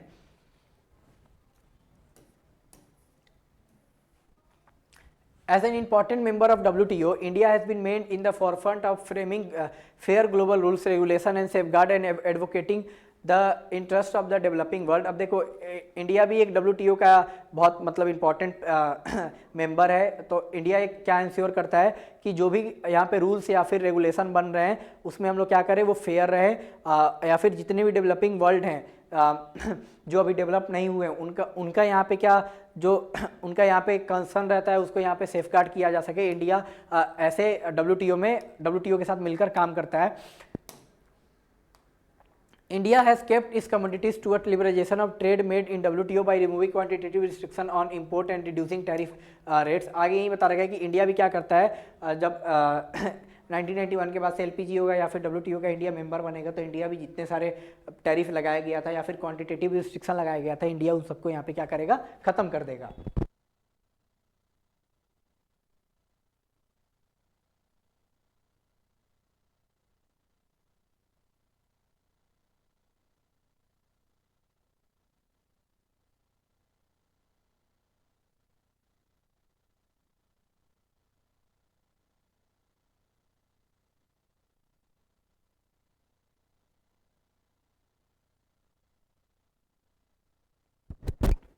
Some scholar question the usefulness of India being member of WTO as major volume of international trade occurs among developed nation। अब देखो कुछ यहाँ पे कुछ ऐसे स्कॉलर हैं, उनका ये एक मतलब सवाल रहता है कि इंडिया WTO का मेंबर तो है यहाँ पे, पर उसका कोई यहाँ पे फ़ायदा नहीं है। क्यों? क्योंकि जो भी यहाँ पे इंटरनेशनल ज़्यादा ट्रेड हमको देखने को मिलता है वो डेवलप्ड नेशन है आपस में ही करते हैं। जैसे इंडिया भी डेवलप्ड नेशन नहीं है, इंडिया क्या है, डेवलपिंग नेशन है। They also say that while developed countries file complaint over agriculture subsidies given to in their countries, developing countries feel cheated as they were forced to open their market for developed countries but are not allowed to access the market of the developed countries। What do you think? अब देखो यहाँ पे ये आगे ये बता रखा है कि अब बहुत सारे कंट्रीज, डेवलप कंट्रीज यहाँ पे वो उनका क्या क्या नाम रहता है, वो जो डेवलप कंट्रीज हैं वो यहाँ पे अपने एग्रीकल्चर सेक्टर में अपने फार्मर को यहाँ पे सब्सिडी प्रोवाइड करते हैं, जिस कारण से जो वहाँ का जो फार्मर है खेती करने में क्या कम पैसा लगेगा। एग्जांपल से समझो, यूएस मान लो यहाँ पे अपने फार्मर को खेती करने के लिए बहुत ज़्यादा सब्सिडी देता है, जिस कारण से जो फार्मर वहाँ के हैं उनका बहुत कम पैसा लगता है खेती करने में। तो जाहिर सी बात है, अगर एग्रीकल्चर जो यहाँ पे खेती कर रहे हैं उनका अगर कम पैसा लग रहा है तो चीज़ भी यहाँ पे सस्ता मिलेगा। क्यों? क्योंकि जो फार्मर है उनका यहाँ पे जो वो यहाँ पे पैसा लगाते हैं वहीं कम लगा है। तब मान लो अगर वो चीज़ किसी और देश में जाएगा, किसी ऐसे डेवलपिंग देश में, अब डेवलपिंग देश अगर मान लो यहाँ पे एग्जांपल लिया जाए नेपाल का, सॉरी नेपाल नहीं है, कोई भी यहाँ बांग्लादेश का एग्जांपल ले लिया जाए, तो बांग्लादेश अगर एक मान लो डेवलपिंग देश है तो वहाँ पे बांग्लादेश क्या कर रहा है, वो डेवलप है नहीं, उसके पास उतना पैसा है नहीं, तो वो तो सब्सिडी नहीं देगा उतना अपने जो लोग बांग्लादेश में यहाँ पे जो फार्मर यहाँ पे खेती कर रहे हैं उनको।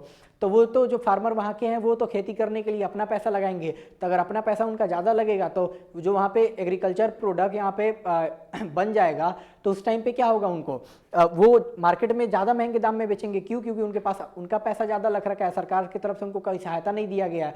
पर WTO के मेंबर बनने से क्या हो जाता है, यहाँ पे बांग्लादेश जैसे कंट्री पे यहाँ पे यूएस जैसे कंट्री के द्वारा फोर्स किया जाएगा कि बांग्लादेश क्या करे, अपने एग्रीकल्चर सेक्टर को खोले। अब देखो इससे घाटा कैसे बांग्लादेश के फार्मर को हो रहा है, यूएस में जो फार्मर है उनका कम पैसा लग रहा है, ठीक, तो जो एग्रीकल्चर प्रोडक्ट यूएस में बन रहा है उसका दाम भी कम रहेगा। पर बांग्लादेश में यहाँ पे वही चीज़ जो वहाँ की गवर्नमेंट है, बांग्लादेश गवर्नमेंट उनको सहायता नहीं कर पा रही है, क्योंकि वो खुद उतना वो खुद बांग्लादेश अभी डेवलपिंग कंट्रीज है, उनके पास सफिशिएंट अमाउंट ऑफ मनी नहीं है कि वो लोग उसमें इन्वेस्ट कर सके एग्रीकल्चर सेक्टर में उतना सब्सिडी देकर।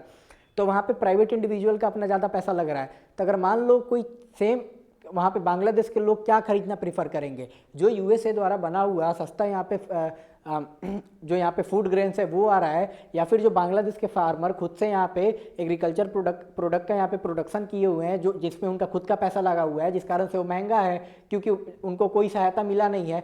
तो इससे क्या होगा, जो बांग्लादेश के फार्मर है उनके साथ घाटा हो रहा है कि नहीं हो रहा है। तो वही बता रखा है कि WTO के ऐसे रूल्स के कारण जो डेवलपिंग कंट्रीज हैं वो अपने आप को चीटेड फील करते हैं in front of develop countries. और जो डेवलपिंग कंट्रीज है वो भी ये भी आगे बोला गया है कि उनको मार्केट एक्सेस नहीं मिलता है। कहाँ का जो डेवलप कंट्रीज़ हैं वो अपने एरिया में जो डेवलपिंग कंट्रीज़ हैं उनको अच्छे से ट्रेड नहीं करने देते हैं। तो वही बता रखा है कि जो WTO एक आया है वो एक तरीके से सिर्फ डेवलप कंट्री को फैसिलिटेट करने के लिए, उन्हीं को फ़ायदा पहुँचाने के लिए आ रखा है।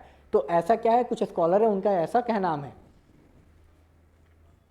अब आगे बता रहा है कि इंडिया का जो इकोनॉमिक रिफॉर्म रहता है, अब हम लोग क्या करेंगे, असेसमेंट करेंगे, हम लोग देखेंगे कि वो कैसा रहा है, अभी तक क्या क्या हुआ है। तो बता रहा है the reform process has completed 3 decades since introduction, let us now look at the performance of the Indian economy during the period. आगे ये बता रहा है कि अब रिफॉर्म हुए हमको अप्रॉक्स 30 साल हो चुका है इस बुक के हिसाब से। तो यही बता रहा है अब हम लोग एक एक करके देखेंगे कि जो इंडियन इकोनॉमी में हमको मतलब जो रिफॉर्म आता है उससे हमारा कैसे परफॉर्मेंस क्या सुधरेगा या फिर खराब होगा, हम लोग जानेंगे। तो in economics the growth of an economy is measured by the gross domestic product. अब देखो इकोनॉमिक्स में अगर किसी देश का यहाँ पे ग्रोथ निकालना है तो हम लोग किस तरीके का, किस चीज़ का हम लोग इस्तेमाल करते हैं, लोग GDP निकालते हैं लोग, उससे हम लोग देखते हैं कि कोई कंट्री का इकोनॉमी यहाँ पे ग्रो हुआ है या नहीं हुआ है। अब यहाँ पे बता रखा है कि look at table 3.1 the post 1991 India witnessed a rapid growth in GDP as a continual basis for 2 decades। आगे बता रखा है कि 1991 के बाद से इंडिया एक रैपिड ग्रोथ उसको देखने को मिलता है उसके GDP में, खासकर कब जो स्टार्टिंग का जो 20 साल रहता है उसमें। अब देखो the growth of GDP increase from 5.6% to during 80s 90 to 8.2% during 2007 to 2012। जहाँ पे इंडिया का जीडीपी ग्रोथ का जो रेट था यहाँ पे स्टार्टिंग के 80s के टाइम पीरियड में, या फिर वो कितना था यहाँ पे 80 से लेकर 91 के बीच में 5.6% का था। यानी मान लो अगर अभी उस समय उस टाइम के हिसाब से इंडिया का अगर जो जीडीपी अगर 100 है तो वो नेक्स्ट मतलब वो नेक्स्ट साल कितना हो जाता था 105.6 इस रेट से बढ़ रहा था। पर वहीं जो यहाँ पे ग्रोथ रेट था 2007 से लेकर 2012 के बीच में वो 88.2 का चला गया था।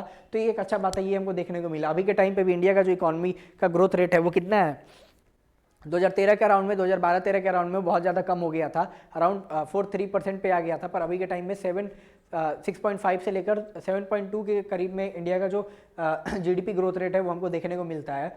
आगे बता रखा है during the reform period the growth of agriculture has decline. अब देखो इसी रिफॉर्म पीरियड में हमको जो एग्रीकल्चर ग्रोथ जिस हिसाब से होना चाहिए था वो नहीं होता है, वो क्या हो जाता है यहाँ पे डिक्लाइन, हमको कमी देखने को मिलेगा। और इंडस्ट्रियल सेक्टर क्या था यहाँ पे, इंडस्ट्रियल सेक्टर में हमको फ्लक्चुएशन देखने को मिलेगा, यानी कभी ऊपर कभी नीचे हमको ये देखने को मिलेगा, कभी इंडस्ट्रियल सेक्टर ग्रो कर रहा है ज़्यादा स्पीड से, कभी वो नीचे हो जा रहा है। और इसी टाइम पीरियड पर जो सर्विस सेक्टर था वो सर्विस सेक्टर का सबसे ज़्यादा हमको ग्रोथ देखने को इंडिया में इस टाइम पीरियड पर मिलेगा। अब ये क्या इंडिकेट करता है, ये यही इंडिकेट करता है जो हमारे देश में जीडीपी ग्रोथ देखने को मिलता है, ये जो सर्विस सेक्टर ग्रोथ है, कौन सा ड्रिवन ग्रोथ है, ये सर्विस सेक्टर के द्वारा जीडीपी ग्रोथ हमको ज़्यादा देखने को मिल रहा है। आगे बताया 2012 से 15 के बीच में बहुत सारे यहाँ पे सेटबैक देखने को मिला था, सेटबैक देखने को मिला था कब, बहुत सारे सेक्टर में कब से, जब पोस्ट 1991 के बाद से, यानी 1991 के बाद से हमारा जो 2012 तक का जो टाइम पीरियड था उस समय ग्रोथ रेट यानी स्टार्टिंग के 20 साल में बहुत सही हमको सब कुछ देखने को मिला था। पर 2012 से लेकर 2015 में हमको बहुत सारे ऐसे सेक्टर थे जैसे हमको बहुत सारा उतार चढ़ाव हमको उस टाइम पीरियड पे देखने को मिलेगा। While agriculture recorded high growth rate during 2013-14, this sector witnessed negative growth in subsequent year। अब देखो एक चीज ध्यान रखो, हम लोग अभी ऊपर क्या देखें कि 1991 से लेकर 2011 तक एग्रीकल्चर सेक्टर का हाल अच्छा नहीं है, उसका ग्रोथ ठीक नहीं है। उसी टाइम पर सबसे ज़्यादा क्या बढ़ रहा है, सर्विस सेक्टर, और इंडस्ट्रियल सेक्टर में फ्लक्चुएशन है, कभी ऊपर कभी नीचे है। पर जहाँ पे 2013 से लेकर 14 के बीच में यहाँ पे हमारा जीडीपी ग्रोथ था वो खराब हुआ, तो उसमें हमको क्या देखने को मिला, सर्विस सेक्टर मतलब और इंडस्ट्रियल सेक्टर का परफॉर्मेंस बहुत ज़्यादा बुरा था। तो उस समय हमको एग्रीकल्चर सेक्टर का यहाँ पे परफॉर्मेंस अच्छा देखने को मिला था। पर फिर उसके बाद से क्या हो गया, फिर उसके बाद से वही ट्रेंड फॉलो होने लग गया, आगे चलकर फिर से एग्रीकल्चर सेक्टर के यहाँ पे हमको जो ग्रोथ रहता है वो खराब हो जाएगा, और जो सर्विस सेक्टर है, इंडस्ट्रियल सेक्टर है, उनका ग्रोथ अच्छा हमको देखने को मिलेगा। While the service sector continued to witness high level of growth, higher than the overall GDP growth in 2014-15, this sector witnessed a high growth rate of 9.8%। अब देखो जो सर्विस सेक्टर है इसके बाद से यहाँ पे 2014-15 के बाद से हमको क्या देखने को मिलेगा कि जो जीडीपी ग्रोथ का रेट था उससे ज़्यादा रेट पे जो हमारा सर्विस सेक्टर था उसका ग्रोथ रहता है कितना, 9.8%। और जो industrial sector witness a steep decline during 2012-13, in the subsequent year it saw a continuous positive growth। वही जो 2012-13 के टाइम पीरियड में यहाँ पे इंडस्ट्रियल सेक्टर डिक्लाइन पे था, उसके बाद से हमको क्या आने वाले हर साल में यहाँ पे उधर भी पॉजिटिव ग्रोथ हमको देखने को मिला है। फिर the opening of economy has led to rapid increase in foreign direct investment and foreign exchange reserve. The foreign investment which include foreign direct investment FDI and foreign institutional investment FII has increase from about $100 million to in 1991 to $30 billion in 2017-18। अब देखो इसी time period पे हमको बहुत ज़्यादा FDI देखने को मिलेगा, फॉरेन डायरेक्ट इन्वेस्टमेंट, यानी बाहर के लोगों द्वारा इंडिया में पैसा यहाँ पे इन्वेस्ट किया जाएगा। और हमारा जो फॉरेन एक्सचेंज रिजर्व था ये भी बहुत ज़्यादा इंप्रूवमेंट देखने को मिला था। एक टाइम पे जब 1991 के टाइम पीरियड पे हमारे पास सिर्फ कितना $100 million है, वहीं हमारे देश के पास क्या था यहाँ पे फॉरेन एक्सचेंज था, वो बढ़कर 2017-18 के डाटा के हिसाब से कितना हो चुका है, वो $30 बिलियन हो चुका है।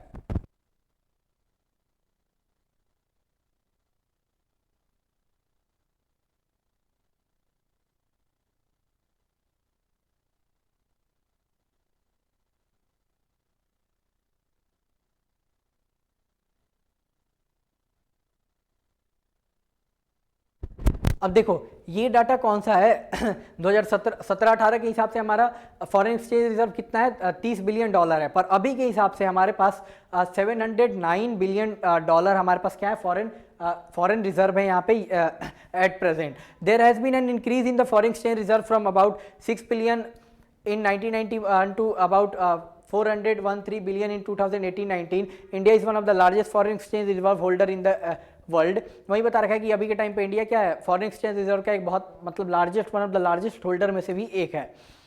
अब since 1991 India has been a successful exporter of auto parts, pharmaceutical goods, engineering goods, IT software and textile.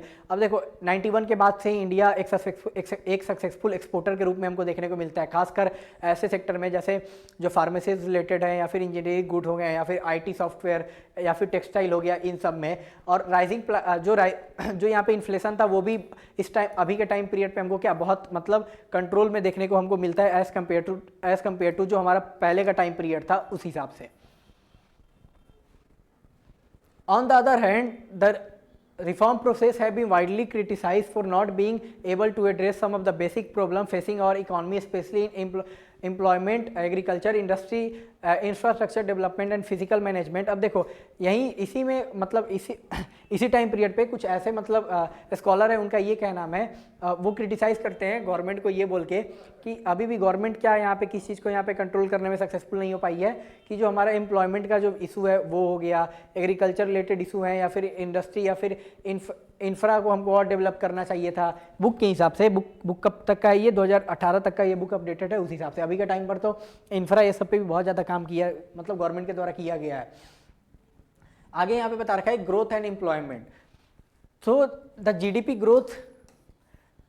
growth rate has increased in the reform period. Scholar point out that the reform led growth has not generated sufficient employment opportunities in the country। अब देखो यहाँ पे क्या बोला जा रहा है कि भले ही हमारा जीडीपी ग्रोथ रेट बहुत अच्छा है, बहुत बड़ा है, पर उस रेट के हिसाब से जो यहाँ पे नौकरी या एम्प्लॉयमेंट जनरेशन होना चाहिए था, एम्प्लॉयमेंट अपॉर्चुनिटीज ज़्यादा जनरेट होना चाहिए था, वो यहाँ पे नहीं हुआ है। You will study the link between different aspects of employment and growth in next unit। अब देखो इसी के बारे में हम लोग नेक्स्ट चैप्टर में अच्छे से पढ़ने वाले हैं लोग, कि जो ग्रोथ और एम्प्लॉयमेंट का जो यहाँ पे रिलेशन है वो कैसे एक दूसरे के साथ इंटरडिपेंडेंट है, ये नेक्स्ट यूनिट में हम लोग यहाँ पे पढ़ने वाले हैं। फिर आगे क्या है, reform in agriculture. Reform had not been able to benefit the agriculture where the growth rate has been decelerating since 1991। Public investment in agriculture sector specially in infra which include irrigation, power, road, market linkage and research and extension which played a crucial role in green revolution has fallen. आगे बता रखा है कि जो agriculture में भी sector में बहुत सारा सरकार के द्वारा रिफॉर्म लेकर आया जाता है, पर उससे एग्रीकल्चर सेक्टर का कोई भलाई नहीं होता है। 1991 के बाद से ही जो सरकार पैसा लगाती थी खासकर यहाँ पे एग्रीकल्चर इंफ्रास्ट्रक्चर सुधारने के लिए, जैसे इरिगेशन हो गया, पावर देना, पावर सप्लाई करना, रोड या फिर मार्केट, रोड को यहाँ पे या फिर मार्केट को लिंक कर देना, तो वो जो खास सरकार के द्वारा जो मेन रोल ग्रीन रिवोल्यूशन के टाइम पे प्ले किया गया था, वो इस टाइम पीरियड पे उतना हमको देखने को नहीं मिलता है। ये बुक के हिसाब से है। अभी आगे अगर इसको अपडेट किया जाएगा तो वो हमको आगे देखने को मिलेगा, तो उसमें कुछ चेंजेस, हमको बहुत सारा चेंजेस यहाँ पे भी देखने को मिलेगा। Further, the partial removal of fertilizer subsidy has led to increase the cost of production, which has severely affected the small and marginal farmer। अब देखो आगे ये बता रखा है कि जो सरकार के द्वारा पहले फर्टिलाइजर पे बहुत लार्ज अमाउंट में सब्सिडीज दिया जाता था, उसको भी कम कर दिया गया है, जिस कारण से क्या हुआ है, जो छोटे किसान हैं, जो गरीब किसान हैं, उनको वो इससे मतलब बहुत ज़्यादा उन पर ये इफेक्ट पड़ा है। This sector has been experiencing a number of policy changes such as reduction in import duties on agriculture products, low minimum support MSP and lifting of quantitative restriction on import of agriculture products. This have adversely affected the Indian farmer as they now have to face increased international competition। अब देखो आगे यही बता रखा है कि इसी time period पे क्या हुआ है, इसी टाइम पीरियड पे हमको ये चीज देखने को मिला है कि पहले सरकार के द्वारा जो एग्रीकल्चर प्रोडक्ट बाहर से आते थे उन पे टैरिफ लगाया जाता था, या फिर क्वांटिटेटिव रिस्ट्रिक्शन लगा दिया गया था कि हम लोग अपने इंडस्ट्री को बचा सके। वहीं जो एग्जांपल दिया था समझो बांग्लादेश और यूएस का, तो अब वो चीज़ भी हटा दिया गया है, तो इंडियन फार्मर को भी सरकार के द्वारा ज़्यादा सब्सिडी नहीं दिया जाता है, यानी खेती में ज़्यादा उनको मदद मिलता है नहीं, तब ज़्यादा पैसा जो किसान है उन्हीं का लगता है, जिस कारण से यहाँ पे फूड ग्रेन्स का यहाँ पे जो प्रोडक्शन होगा तो वो थोड़ा महंगा रहेगा एज कम्पेयर टू यूएस। क्यों? क्योंकि यूएस में जो फार्मर को ज़्यादा से ज़्यादा पैसा खेती करने के लिए कौन दे रहा है, गवर्नमेंट ही दे रहा है। तो वही बता रखा है अभी के टाइम पर जो भी टैरिफ थे, यहाँ पे रिस्ट्रिक्शन थे, वो सबको कम कर दिया गया है। तो इन सब पे डायरेक्ट असर किसको पड़ा है? जो इंडियन फार्मर है उन पे पड़ा है। क्यों? क्योंकि अब उनको इंटरनेशनल कंपटीशन देखने को मिल रहा है। कैसे? बाहर के जो एग्रीकल्चर प्रोडक्ट है इंडिया में आते हैं और वो क्या है, यहाँ पे इंडियन प्रोडक्ट के साथ कंपीट कर रहे हैं। तो इंडियन प्रोडक्ट महंगा है और बाहर का जो प्रोडक्ट है वो सस्ता रहेगा। तो मान लो कोई नॉर्मल इंडियन यहाँ पे मिडिल क्लास या फिर नॉर्मल आदमी है, वो किस प्रोडक्ट को बाय करने के लिए प्रेफर करेगा? जो सस्ता चीज़ है उसी का। तो इससे घाटा किसको होगा, लॉस किसको होगा? जो इंडियन फार्मर है उनको, ये बताया है। पर सरकार अभी भी इंडियन फार्मर को बचाने के लिए बहुत सारे, जैसे अभी इंडिया EU का FTA साइन हो रखा है, उसमें भी एग्रीकल्चर सेक्टर को साइड में रखी है। US के साथ जो हमारा मेन दिक्कत है ट्रेड का, उसमें भी यही है कि US चाहता है कि हम लोग अपने एग्रीकल्चर सेक्टर को पूरे तरीके से खोल दें, पर इंडिया मानने को तैयार नहीं है। अगर मान लो इंडिया कर देगा तो जाहिर सी बात है जो इंडियन फार्मर है उनको इससे क्या होगा? घाटा होगा। Moreover, because of export-oriented policy strategy in agriculture, there has been a shift from production for domestic market toward production for export market, focusing on cash crop in the lie of production of food grains. This puts pressure on prices of food grains. अब देखो आगे क्या बोल रहे हैं यहाँ पे कि आगे यहाँ पे यही बताया जा रहा है कि अब पर इस टाइम पीरियड के बाद से एक टाइम पे जो हम लोग का एग्रीकल्चर प्रोडक्शन होता था वो क्या होता था? डोमेस्टिक कंजप्शन के लिए होता था। यानी यहाँ के जो फार्मर है उनके द्वारा उस चीज़ को यहाँ पे प्रोड्यूस किया जा रहा है और वो क्या उसी का कंजम्पशन खुद कर ले रहे हैं। पर हम लोग एग्रीकल्चर प्रोडक्ट को बाहर भी बेच रहे हैं। तो ये एक चीज़ हमको अच्छा देखने को मिला है कि अब इंडियन एग्रीकल्चर प्रोडक्ट भी बाहर के मार्केट में हमको देखने को मिलते हैं। अब यहाँ पे क्या है? Reform in industry. अब इंडस्ट्रियल ग्रोथ यहाँ पे देखो क्या है कि जो इंडस्ट्रियल ग्रोथ रेट क्या था, ये ऑल्सो स्लो डाउन हुआ है। अब ये this is because of decreasing demand in industrial product due to various reason such as cheaper import, inadequate investment in infra. अब देखो इंफ्रा आगे ये बता रखा है कि जो इंडस्ट्रियल एक्सपोर्ट था, जो यहाँ पे इंडस्ट्रियल ग्रोथ था, ये भी हमको बहुत कम देखने को मिला है। क्यों? क्योंकि जो यहाँ पे इंडस्ट्रियल जो प्रोडक्ट इंडिया के थे उसका जो डिमांड फॉरेन मार्केट में था वो भी कम देखने को वो भी यहाँ पे वो भी उसका डिमांड कम हो चुका है। कम क्यों हुआ है? क्योंकि यहाँ पे कम होने का बहुत सारा रीजन है। एक तो ये रीजन है कि सरकार के द्वारा इंफ्रा बनाने के लिए ज़्यादा पैसा का इन्वेस्टमेंट नहीं किया गया है, या फिर बाहर के जो इंडस्ट्रियल प्रोडक्ट है इंडिया में आते हैं वो इंडिया के जो इंडस्ट्रियल प्रोडक्ट होते हैं उससे महंगा रहता है। तो कोई भी उन इंडियन चीज़ों को यहाँ पे प्रीफर नहीं करता है। In globalise world developing countries are now collected to open up their economy to great flow of goods and capital for developed countries and rendering their industry vulnerable to import goods. Same जो कहानी यहाँ पे agriculture sector का मैं समझाया हूँ, same इस पे भी अप्लाई होता है इंडस्ट्रियल सेक्टर में भी, कि बाहर में जो डेवलप कंट्रीज हैं वो अपने इंडस्ट्रियल सेक्टर में क्या उनको वहाँ पे सब्सिडी प्रोवाइड कर रहे हैं, जिस कारण से वो चीज़ वहाँ पे सस्ता बन रहा है। पर डेवलपिंग कंट्रीज है वो उतना नहीं कर पा रहे हैं। तो वो चीज़ अगर मान लो कोई प्राइवेट आदमी यहाँ पे बना रहा है तो उसका अपना ज़्यादा पैसा लग रहा है, तो जाहिर सी बात है पहले अपना पैसा भी निकालना चाहेगा और प्रॉफिट भी कमाना चाहेगा, तो चीज़ को क्या यहाँ पे महंगा दाम पे बेचेगा। तो यहाँ पे जो इंडियन प्रोडक्ट है वो मार्केट में सर्वाइव नहीं कर पा रहे हैं, यही सब बताया है। या फिर चीपर इम्पोर्ट है दस replace the demand for domestic goods. Domestic manufacturers are now facing competition from importer. The infrastructure facility including power supply have remained inadequate due to lack of investment. Globalization is thus often seen as creating condition for free movement of goods and services from foreign country that adversely affect the local industry and employment opportunities in developing world. आगे यही बता रखा है कि जो यहाँ पे सस्ते बाहर के सामान इंडिया में आते हैं और इंडिया में जो इंडस्ट्रियल चीज़ बनाया जा रहा है वो महंगा है, तो यहाँ पे भी कोई महंगा चीज़ खरीदेगा ही नहीं, बाहर से जो सस्ते सामान है वही खरीदेगा। तो जो इंडिया डोमेस्टिक मार्केट था वो भी बर्बाद हो गया है जो इंडियन प्रोड्यूसर थे उनके लिए। तो आगे यही बता रखा है कि ग्लोबलाइजेशन से ये तो हुआ है कि यहाँ पे गुड्स और सर्विसेज का फ्री मूवमेंट हो रहा है, पर इससे डायरेक्ट असर जो डेवलपिंग कंट्रीज हैं उन पे पड़ा है। कैसे पड़ा है? डायरेक्ट ऐसे असर उन पे पड़ा है कि डेवलपिंग कंट्रीज अपने यहाँ पे कोई भी प्रोड्यूसर है उनको उस वे में मदद नहीं करती है कोई चीज़ प्रोड्यूस करने के लिए, क्योंकि डेवलपिंग कंट्रीज़ के पास अभी उतना पैसा ही नहीं है as compare to develop country, इसलिए उनका चीज़ महंगा रहता है।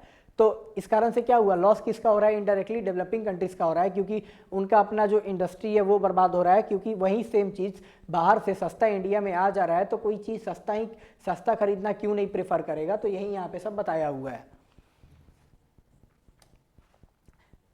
अब यहाँ पे आगे यही बता रखा है कि जो इंडिया और चाइना यहाँ पे यूएस यहाँ पे क्या चाहता है, इंडिया जो यहाँ पे टेक्सटाइल पे रिस्ट्रिक्शन लगा के रखा है ये सब हटा दे, ताकि हम लोग इंडिया में आके और ज़्यादा अच्छे से बिजनेस कर सके, या फिर चाइना के साथ भी वही केस है, वो बता रखा है। अब लास्ट में यहाँ पे डिसइन्वेस्टमेंट दिया हुआ है, फिर क्या होगा चैप्टर का ऐसे कंक्लूजन यहाँ पे है।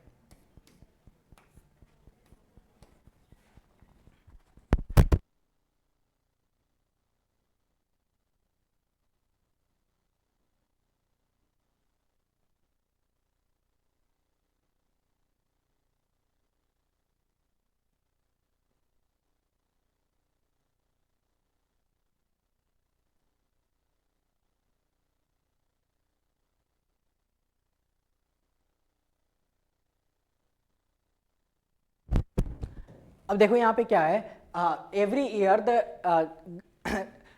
Government fixes a target for disinvestment of public sector enterprises. For instance, in 1991-1992, it was targeted to mobilize rupees 2500 crore through through disinvestment. The government was able to mobilize 3040 crore more than the target. In 2017-18 the target was about 1 lakh crore and the achievement was about 1 lakh 57 crore. अब देखो यहाँ पे ये बता रहा है कि सरकार अब क्या कर रही है, जो सरकार के अपना जो शेयर था यहाँ पे कोई भी सेक्टर में, सरकार अपने शेयर को यहाँ पे घटा रही है और प्राइवेट प्लेयर से उनको क्या कर दे रही है, अपने शेयर को बेच दे रही है। तो वहीं बताया हुआ है डाटा के हिसाब से कि 1991-1992 में टारगेट ये किया गया था कि हमको अपने शेयर को कम करके कितना पैसा हमको जनरेट करना है, 2500 करोड़ हमको यहाँ पे जनरेट करना है। पर सरकार इन रियलिटी उससे ज़्यादा 3040 करोड़ यहाँ पे जनरेट करती है, अपने टारगेट से ज़्यादा ही। और 17 में टारगेट रखा गया था कि हमको 1 लाख करोड़ यहाँ पे डिसइन्वेस्टमेंट करके यहाँ पे पैसा जनरेट करना है। तो सरकार ये भी अचीव कर लेगी, कितना करेगी, 1,57,000 करोड़। अब जो क्रिटिक्स हैं वो पॉइंट आउट यही करते हैं कि सरकार अपने सरकार का जो एसेट है, जो उसके वो पब्लिक सेक्टर एंटरप्राइजेस में उसको डी वैल्यू करके कम दाम पर यहाँ पे प्राइवेट प्लेयर से प्राइवेट सेक्टर में इस चीज़ को बेच दे रही है। अब this means that there has been a substantial loss to the government and outright sale of public asset. More over the proceed from disadvantage are used to offset the shortage of government revenue rather than using it for the development of PSC building social infrastructure in the country. Do you think selling of the part of properties of the government company is the best way to improve their efficiency. आगे ये बता रखा है कि सरकार अपना share इसलिए कम करती है कि मतलब सरकार अपना शेयर कम करके जो यहाँ पे अपने शेयर को प्राइवेट प्लेयर से बेचेगी, तो जो पैसा मिलेगा सरकार उसको यहाँ पे इंफ्रा ठीक करने में ये सब पे नहीं, सरकार पैसा नहीं लगा रही है। सरकार का यहाँ पे एक्सपेंडिचर है, यहाँ पे जो खर्च है उस खर्च को पूरा करने के लिए ये सब किया जा रहा है। तो वही बोला गया है कि आपको क्या लगता है यहाँ पे कि क्या एक सही तरीका है कि आप मान लो किसी सेक्टर का यहाँ पे किसी सेक्टर को अच्छे से काम करवाना चाहते हैं, तो क्या सरकार अपने पास रख के नहीं करवा सकती है, क्या प्राइवेट इंडिविजुअल को यहाँ पे देना जरूरी है? यही यहाँ पे जो ऑथर है सवाल उठा रहे हैं। अब यहाँ पे कुछ रिफॉर्म एंड फिजिकल पॉलिसीज क्या है। इकोनॉमिक रिफॉर्म है place limit on growth of public expenditure specially in social sector. The tax reduction in the reform period aimed at yielding larger revenue and come tax aviation have not resulted in increase tax revenue for government. Also the reform policy involving tariff reduction have curtailed the scope for rising revenue through custom duties. In order to attract foreign investment, tax initiatives are provided to foreign investors which further reduce the scope of rising tax revenue. This has negative impact on the development and welfare expenditure. अब देखो आगे ये बोला जा रहा है, इसमें यही बोला गया है सरकार जो यहाँ पे लोगों पे इनकम टैक्स या फिर किसी भी कॉर्पोरेशन पे कॉर्पोरेशन टैक्स लगता था उसको कम कर दी ताकि क्या हो, टैक्स एवेजन ना हो, कोई यहाँ पे टैक्स का चोरी ना करे। तो कि सरकार को लगा था कि कम टैक्स रहेगा तो कोई भी अपने तरफ से ही वो टैक्स यहाँ पे मतलब देना चाहेगा सरकार को, तो इसका भी कोई फायदा नहीं होता है, ज़्यादा सरकार को टैक्स के रूप में यहाँ पे रेवेन्यू आ नहीं रहा है। और साथ ही में सरकार यहाँ पे फॉरेन से इन्वेस्टमेंट चाहती है, उस कारण से जो फॉरेन की एंटिटीज़ हैं उन पे कम टैक्स कर देती है कि आप आके यहाँ पे इन्वेस्टमेंट करोगे तो यहाँ पे एम्प्लॉयमेंट जनरेट होगा। तो इन सब करने के लिए भी सरकार भी क्या करती है, उन फॉरेन इन्वेस्टमेंट पे यहाँ पे कम टैक्स चार्ज करती है, उससे भी सरकार को कोई फायदा हो नहीं रहा है। और सरकार जो यहाँ पे वेलफेयर स्कीम चलाती है वो चला पाने में सरकार के पास मतलब उतना पैसा जितना होना चाहिए वो नहीं हो पा रहा है। लास्ट में कंक्लूजन यही दे रखा है, the process of globalisation through liberalisation and privatisation policy है produce positive as well as negative result both for India and other country. जो ग्लोबलाइजेशन का प्रोसेस था लिबरलाइज करके इकॉनमी को या फिर प्राइवेटाइज करके, वो पॉजिटिव और नेगेटिव दोनों रिजल्ट दिया है, या फिर इंडिया हो या फिर कोई और कंट्री हो जो अपनी इकॉनमी को ऐसे खोले हैं। Some scholar argue that globalization should be seen as opportunities in terms of greater access to global market, high technology and increased possibility of large industries of developing countries to become important player in international arena। अब कुछ ऐसे लोग हैं उनका ये क्या नाम रहता है, वो उनका ये सोच रहता है कि ग्लोबलाइजेशन से हमको एक अपॉर्चुनिटीज़ मिलता है कि हम पूरे वर्ल्ड की इकॉनमी के साथ यहाँ पे क्या कनेक्ट हो सके, उनके साथ ट्रेड करें। तो जो डेवलपिंग नेशन की इंडस्ट्रीज़ हैं वो बाहर के डेवलप नेशन के इंडस्ट्री के साथ यहाँ पे कम्पीट करेंगे तो वो भी यहाँ पे ताकतवर बन पाएंगे। ये कुछ लोगों का क्या नाम है। और अब इसके बिल्कुल अपोजिट कुछ ऐसे भी लोग हैं, उनका क्या नाम है, जो क्रिटिक्स है वो ये बोलते हैं कि globalization is a strategy of, जो ग्लोबलाइजेशन है जो डेवलप कंट्रीज है उनका स्ट्रेटेजी है किस चीज़ का, कि वो अपने मार्केट को और ज़्यादा दूसरे कंट्री में जाकर एक्सपेंड कर सके। अब उनके द्वारा क्या होता है ये it has compromised the welfare and identity of the people belonging to the poor countries. It further pointed out that market driven globalization has widened the economic disparities among nation and people। आगे यही बोला गया है कि इसमें यही बोला जा रहा है कि जो डेवलप कंट्रीज हैं उनके द्वारा एक स्ट्रेटजी अपने मार्केट को और ज़्यादा, जो गरीब देश हैं या फिर जो डेवलपिंग देश है उनमें जाकर अपने प्रोडक्ट को बेचने का। तो इसे क्या किया जा रहा है, जो पुअर कंट्रीज हैं उनका जो अपना, वहाँ के लोगों का जो अपना यहाँ पे अस्तित्व है उसको ही खत्म किया जा रहा है, उनका जो अपना प्रोडक्ट है उसको खत्म कर दिया जा रहा है। क्यों? क्योंकि वही चीज़ पुअर कंट्री को यहाँ पे बनाने में ज़्यादा पैसा लगेगा, और वही चीज़ अच्छा टेक्नोलॉजी मॉडर्न इंफ्रा के कारण जो एक डेवलप कंट्री है उस चीज़ को सस्ता बना लेगा। तो मान लो कोई भी डेवलपिंग या फिर गरीब देश है तो कुछ कौन सी चीज़ को खरीदना प्रेफर करेगा, जो उसके देश में महंगा सामान बना हुआ है वो, या फिर जो उसके जो डेवलप देश में सस्ते में जो सामान बना हुआ है वो, जो सस्ते में मिल रहा है। अब व्यू फ्रॉम इंडियन कॉन्टेक्स्ट, अब इंडिया कॉन्टेक्स्ट के हिसाब से कुछ स्टडी हो रखी है जिसमें ये बताया गया है कि जो द क्राइसिस डेट इरप्टेड, जो 1990 के टाइम पीरियड में स्टार्टिंग में ही जो क्राइसिस अचानक से आ गया था वो बेसिकली आउटकम किस चीज़ का था, जो deep and inequalities Indian society में यहाँ पे था, कि मतलब लोगों के बीच इतने ज़्यादा इनइक्वालिटीज़ था, यानी कोई बहुत ज़्यादा अमीर है, कोई बहुत ज़्यादा यहाँ पे क्या है उसके पास पैसा ही नहीं है, ये उसी का आउटकम था। And the economic reform policy, अब यहाँ पे उस इकोनॉमिक डिस्पैरिटी को कम करने के लिए कि किसी के पास बहुत ज़्यादा पैसा है किसी के पास है ही नहीं, उसके लिए सरकार यहाँ पे जो रिफॉर्म लेकर आती है उस क्राइसिस को टैकल करने के लिए, वो क्या हो जाएगा जैसे वो क्या करेगी सरकार यहाँ पे पॉलिसी पैकेज या फिर वो ये सब लेकर आएगी तो उससे क्या हो जाएगा, वो इनइक्वालिटी और ज़्यादा बढ़ जाएगा। ऐसे मतलब ऐसा कुछ स्टडी का क्या नाम है कि सरकार जो इस चीज़ को ख़त्म करने के लिए पॉलिसी लेकर आती है वो पॉलिसी और ज़्यादा यहाँ पे इनइक्वालिटीज़ है वो और ज़्यादा बढ़ा देगा। Further, it increased the income and quality of consumption of only high income group, and growth has been concentrated only in some selected area in the service sector such as telecommunication, information technology, finance, entertainment, travel and hospitality service, real estate, trade, rather than the vital sector such as agricultural industry which provide livelihood to the millions of people in the country। आगे यही बोल रहा है कि ठीक है, मान रहे हैं कि उन रिफॉर्म से हमको बहुत सारा फायदा देखने को मिलता है, जैसे कि हमारा जो यहाँ पे क्या जो कुछ यहाँ पे सर्विस सेक्टर के सर्विसेज है या फिर बताया हुआ है, आईटी हो गया, टेलीकम्युनिकेशन, फाइनेंस हो गया, ये सब में तो हमको मतलब अच्छा खासा ग्रोथ देखने को मिलता है। पर ये मेन सेक्टर नहीं है। मेन जहाँ पे ग्रोथ हमको देखने को मिलना चाहिए था एग्रीकल्चर या इंडस्ट्रियल सेक्टर में मिलना चाहिए था, जहाँ पे मिलियंस ऑफ इंडिया के लोग क्या है वहाँ पे एम्प्लॉयड है, वहाँ पे वो काम करते हैं।